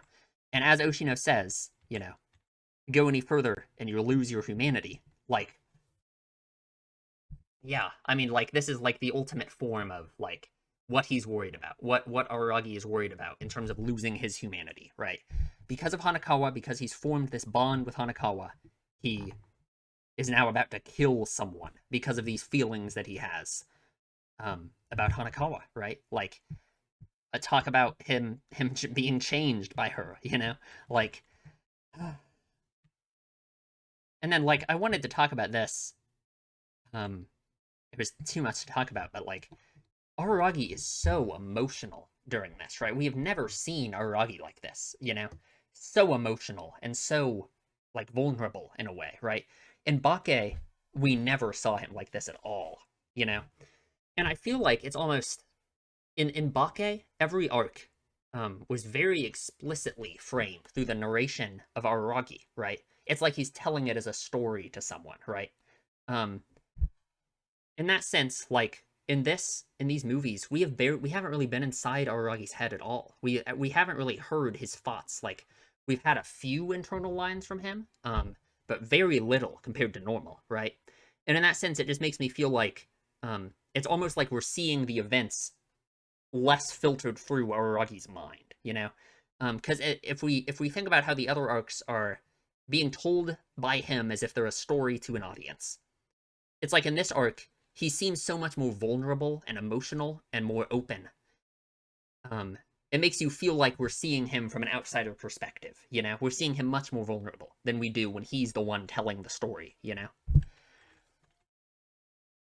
It's very interesting. And Oshino, man,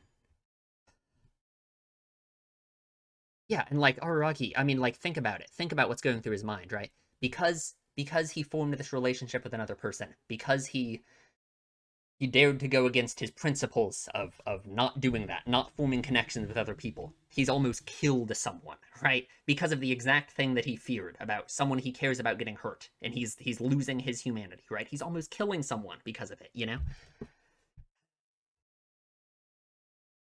Not even to mention how he's also a vampire now, which is even more, explicit in terms of him having lost his humanity.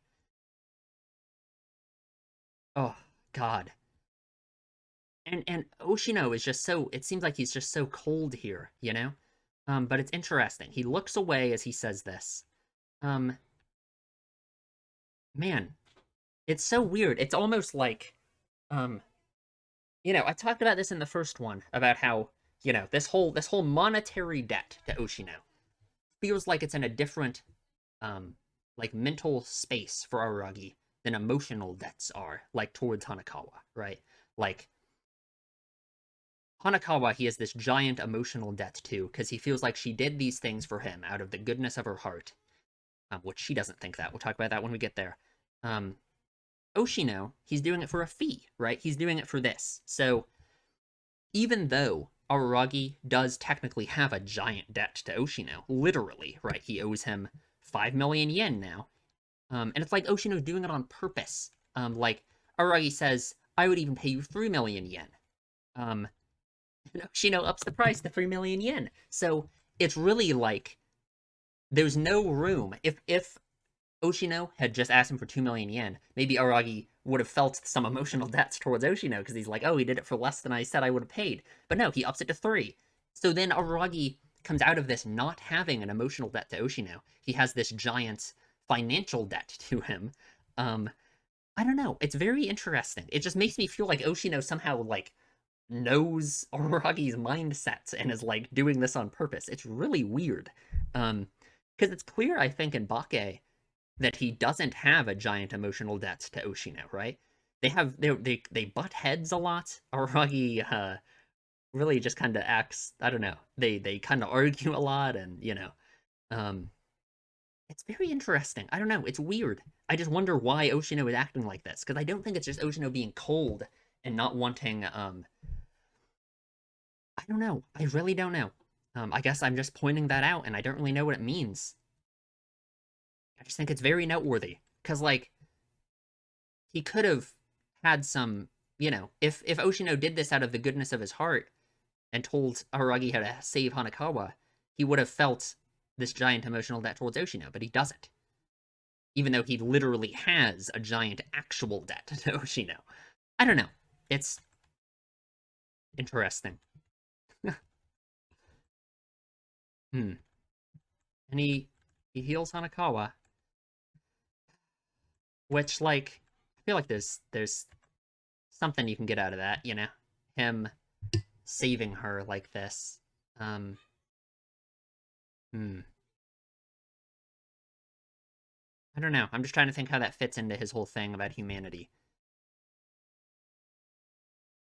It's almost like because he saves her in a way that specifically relies on his inhumanity, his immortal body, him being a vampire.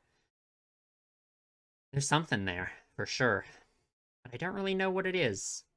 We think about how his inhumanity, him being a vampire, is like, um, it's like a representation of connection to other people.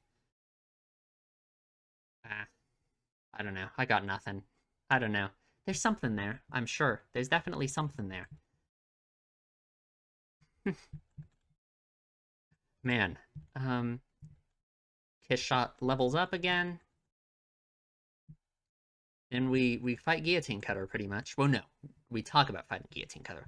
He's a human. He's the strongest, which, like, strength as a human, what Aragi's been talking about. Yeah, sure, makes sense, right? He's also Guts from Berserk, as mentioned. Hmm. And then we have this scene between Hanakawa and Araragi. Which, like, they talk some about the whole blood drinking thing, which I've talked about a few times. I guess I just don't really know what's up with it. I don't know. I feel like that whole, maybe the thing I talked about how they're immortal, so maybe they don't have to drink blood as much. Maybe that's, like, maybe that's it. I guess that could be it. And he tells her, you know, don't be involved with me anymore, right? Because, again, like, it's both for selfish reasons and for non-selfish reasons, right? Like, again, I'm not saying Aragi's like an evil, selfish person. I'm just saying his reasoning for it doesn't only involve her, like, he doesn't want her to get hurt again, right? He also doesn't want her getting hurt to hurt him. you know, um, he thought he was gonna die. Like, literally, he thought who he is, Aragi Kiyomi, he thought he was going to die. He was gonna lose his humanity by having his actions changed so much through the relationship he has with another person. So it wouldn't be him acting. It's like this, not him anymore. He's lost his humanity. It's not him anymore because he's being influenced by other people. Which, again, I'm just saying that's his shit. I don't agree with that. Maybe I don't need to say that every time, but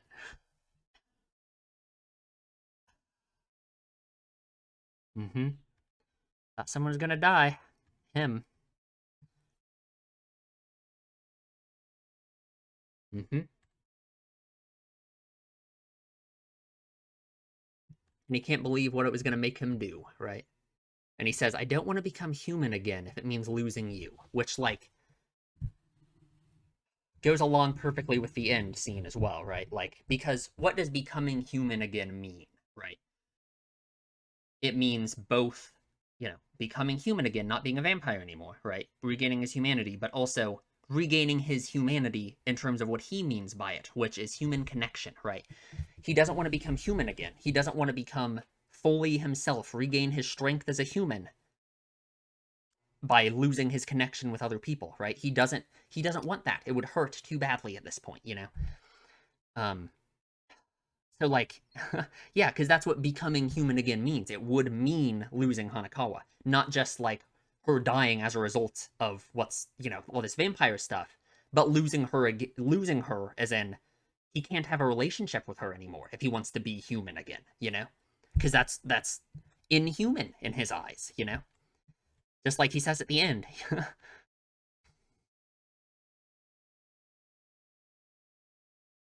And yeah, it's just like, yeah, this is all just about the terrible view he has of himself. That's why he views her actions as so important, as such a crazy thing for him, because he has such a negative view of his own self-worth, right? She doesn't want him to think like that, right? That makes her feel awful. That's the opposite of what she wants him to think.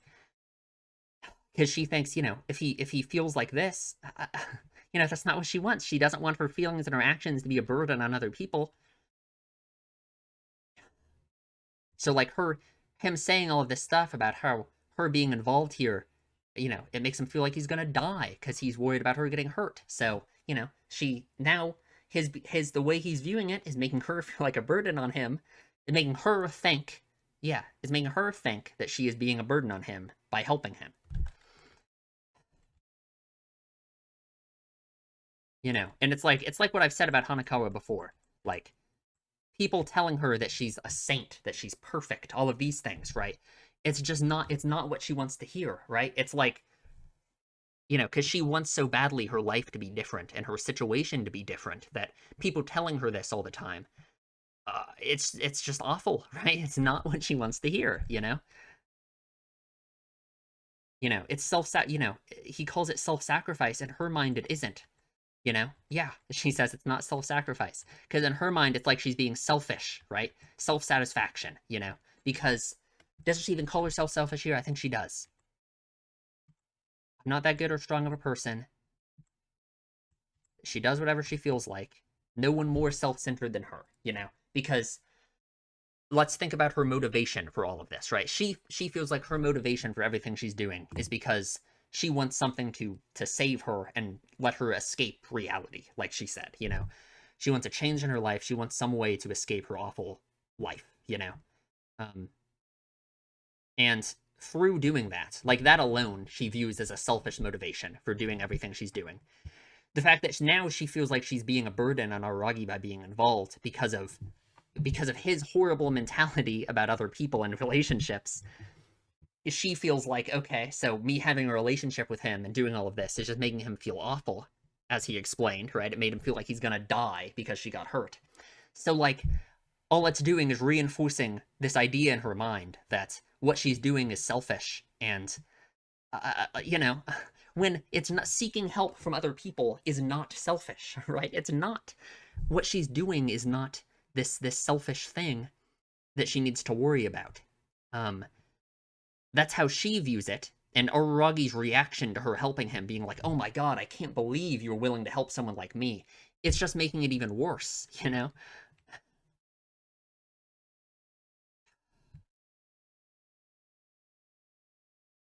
Like, ah, oh, man. Yeah, because her presence is making things harder for him. You know, that's how she feels. She feels like she's being a burden. So she's overstayed her welcome. Man,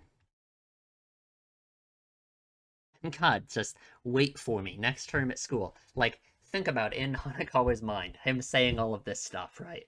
And then a month later, a month after this, he meets Senjugahara and starts dating her. I just want you to keep that in mind throughout all of this. That he does not date Hanakawa and is not, you know, um.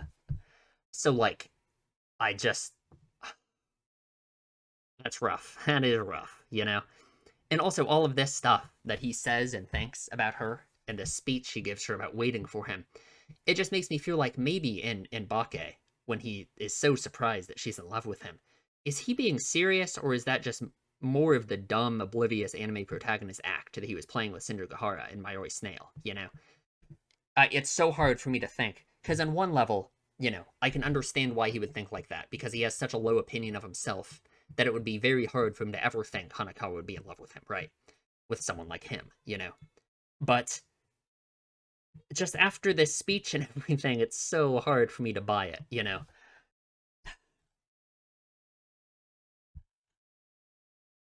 I guess we haven't seen, we don't know what else is going to happen between them, so something could change. You know, we have another movie left.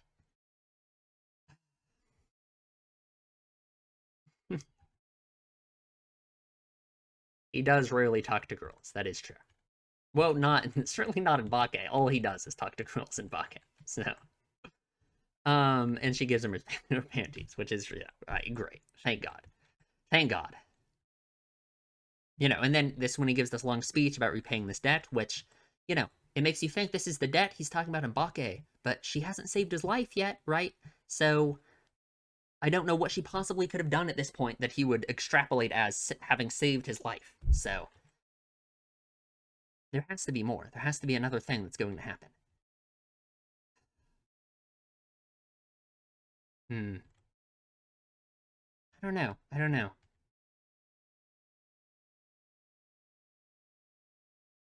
And they part ways, and then all of this with Guillotine Cutter. Which, okay, so here we go. Right, this is the bit. This is the scene that made me lose my mind because it's just at this point it's so clear. Like they're really, I don't know, they're laying it on thick with the thematic meaning behind humanity. Right, I love it though. Right, Oshino says give up on being human. That's what Aragi has to do. Aragi has to give up on this conception of remaining human. Right, in turn both to save the people he cares about and to save himself. Right, like this whole idea of maintaining his humanity in his mind, it's what has it done for him? It's led him to being suicidal. It's led him to, you know, a really awful place in life, you know? He does need to give up on being human, you know? And I mean, of course, Hanakawa, like, think about for Hanakawa what this means for her, right? If like, okay, again, we're gonna talk again about why Hanakawa and Araki, it's like the worst possible people for each other in terms of their mindsets, right? For Hanakawa, think about what she would feel like if Aragi had been successful here in giving up his humanity in the terms of letting Guillotine Cutter win the battle. And, you know, at that point, he's giving up on his humanity, right? He's not going to be able to come back from being a vampire. Because they're going to hunt down Kiss Shot, right? Kiss Shot won't be able to return to full power. Think about what Hanakawa would feel in that case, right? Because of her, she prevented Araragi from regaining his humanity. He's stuck as a vampire forever now. You know, I think it's pretty clear why that's a bad thing. You know, can't go into the sun ever again, you know. All of that stuff, right? It clearly means a lot to him, beyond just the thematic meaning of regaining his humanity. So just for her, she would just feel horrible about it, you know? Because of her, all of this has happened. It's the exact opposite of the feeling that she wants, right? She doesn't want to be a burden on other people. Araragi is willing to do it, right? He is willing to give up on his humanity by what he means by it as well, you know. It's like he is literally giving up on his humanity for the sake of another person, right? Because of the relationship he has formed with Hanakawa, he's gonna do it, right? He's gonna raise his arms and give up, you know? Like, I don't think he did this crazy tree thing where he attacks him with tree branches, like, on purpose. I don't think Araragi knew this was gonna happen. As if, you know, as if I could ever do that. If I can't see you again, there's no point in being human. Like, by both meanings of it, right? There's no point in being human.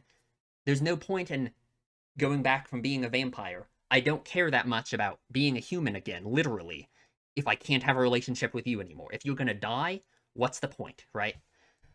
And, like, there's no point in being human again by what he means by it, right? What's the point in his humanity that he cares so much about, his strength as a human, if he can't have relationships with other people, right? Because that version of Araragi died and was reborn, you know? Like, that Araragi who held on to that so deeply killed himself, you know? Like, that led him to suicide, you know? Give up on being human. And he gives up on it. You know, this is it. It's like, in a way, this is just as meaningful to me as when he killed himself with Kiss Shot, you know? Like, he raises his arms to get, because think about it, you have to think about the intention of what he was doing, not the outcome here, right? His intention was to surrender to Guillotine Cutter and give up on his humanity, like Oshino said. Oshino told him, give up on your humanity, right? That's what he does, both in the literal sense of turning back from being a vampire, in the theoretical, like, metaphorical sense of what he means by his humanity, you know, giving up on his connections to other people, right? He can't do that, you know.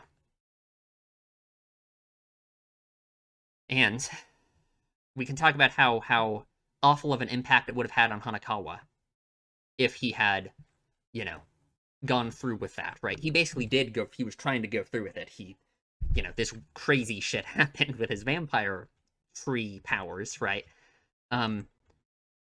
But, you know, it's clear that that was fully his intention to give up on his humanity there, right? He says this is clearly inhuman.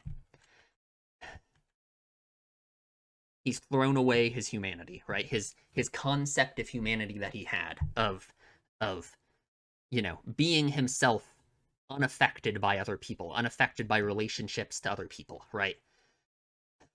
He's given up on it. You know, he was literally going to throw away his humanity, throw away becoming human again, because of the influence of another person, right? Like, so as bad as an impact this would have had on Hanakawa, it's like, emotionally for Aragi, this has that bad of an impact for him now, right? Because he didn't let her, you know, because he oh God, like, oh man, like,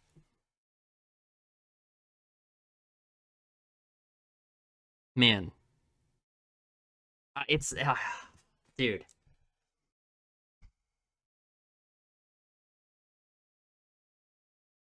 rough. Like, oh, it's God, it's so meaningful. It's crazy. I don't know. I could think about this for forever. Like, man, yeah, no point in him being human again, you know, if he can't have this relationship with Hanakawa, right? I know, I feel like I just keep repeating myself, but it's so meaningful, you know? And it's like, for him, like, yes, the outcome isn't, she didn't die. Um, she didn't die, and he didn't actually throw away his humanity because he still has. Well, like, he didn't throw away his humanity in the literal sense because he beat Guillotine Cutter, right? That's the important thing here, right? He got Hanakawa back and beat Guillotine Cutter. But he threw away his humanity in the metaphorical sense that he means because he was gonna raise his arms and give up. He was going to do it. That's what matters here. He was gonna give up on his humanity because of the influence of other people, which is exactly what he doesn't want to do. And then this last line, he says, "I'm nothing more than a monster." He specifically says Bakemono, like Bakemonogatari, right? And that line, like, think about it. That makes me think, like, knowing knowing what Araragi's concept of humanity is, what it means for him, what humanity is for him, and what being a monster means. Think about his actions throughout all of Bakemonogatari, right? He forms new relationships with what, 5 people or something? Senjugahara, Hajikuji, Kambaru, Nadeko, I guess just those 4, right? But he forms all of these new relationships with people. He makes all these new friends. He gets a girlfriend. All of this stuff happens, right? What would that be in Araragi's mind? That's him being a monster, right? What's the title of it? Bakemonogatari, monster story, right? Am I crazy? Is that not like? Because if we think about the position he's in right now, so doubting of relationships and everything, in Bakemonogatari, he makes all these friends, he gets a girlfriend, does all of this, he fights against it a little bit with, like, getting together with Senjugahara, but he still goes through with it. What's he doing in that case? He's being a monster, just like he's being here. He's giving up on his humanity, and it's called Bakemonogatari. Like, oh my god, dude.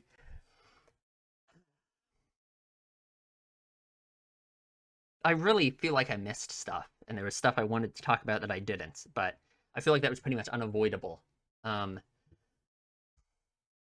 this isn't the same as me saying, like, I feel like I missed stuff as in I, like, missed some analysis or something. I'm just saying, like, I think there were a lot of things I thought of as I was watching that I just forgot to mention. But I guess that's, like, unavoidable with how long this was. That's the problem with movies, it's so hard to keep everything in my head, and I can't really write down, I write stuff down afterwards, but it's so hard to do it. I can't do it as I'm watching, right? I would miss stuff, so. Well, that was incredible. That was so good. Just the thematic, it's so meaningful thematically, and it recontextualizes so much because we understand more about Araragi, right? Like, we got this conception of him already from episode 15 of Bake when he talks about accepting help from other people is selfish, right? But it's obviously, it goes so much deeper than that. He has this. Oh, all right. Well, that's enough. That was only about an hour long. Wasn't as long as I was worried it was going to be. Only be a 2 hour long video. That's not too bad. Um, yeah, that was really good. I can't believe there's another one. I wonder what is going to happen because he dealt with all the vampire hunters. Well, something's going to go wrong because we know what happens with Shinobu, or we know the outcome at least. Anyway, thank you guys for watching. If you listened to this whole discussion, you're awesome. I hope you did, because I feel like there's some very good stuff in there. I'm going to be referencing this for forever, it feels like. So if you're going to listen to any of the discussions, I feel like it's this one. All right. Well, thank you guys for watching. Thank you for listening. If you did, leave a comment. Tell me what you think. Don't spoil me, as always. Please don't tell me anything. If there's something you think I missed, but, like, I don't know. I don't want you to spoil me, though, so please don't. Yeah, thank you for watching. I'll see you in the next one.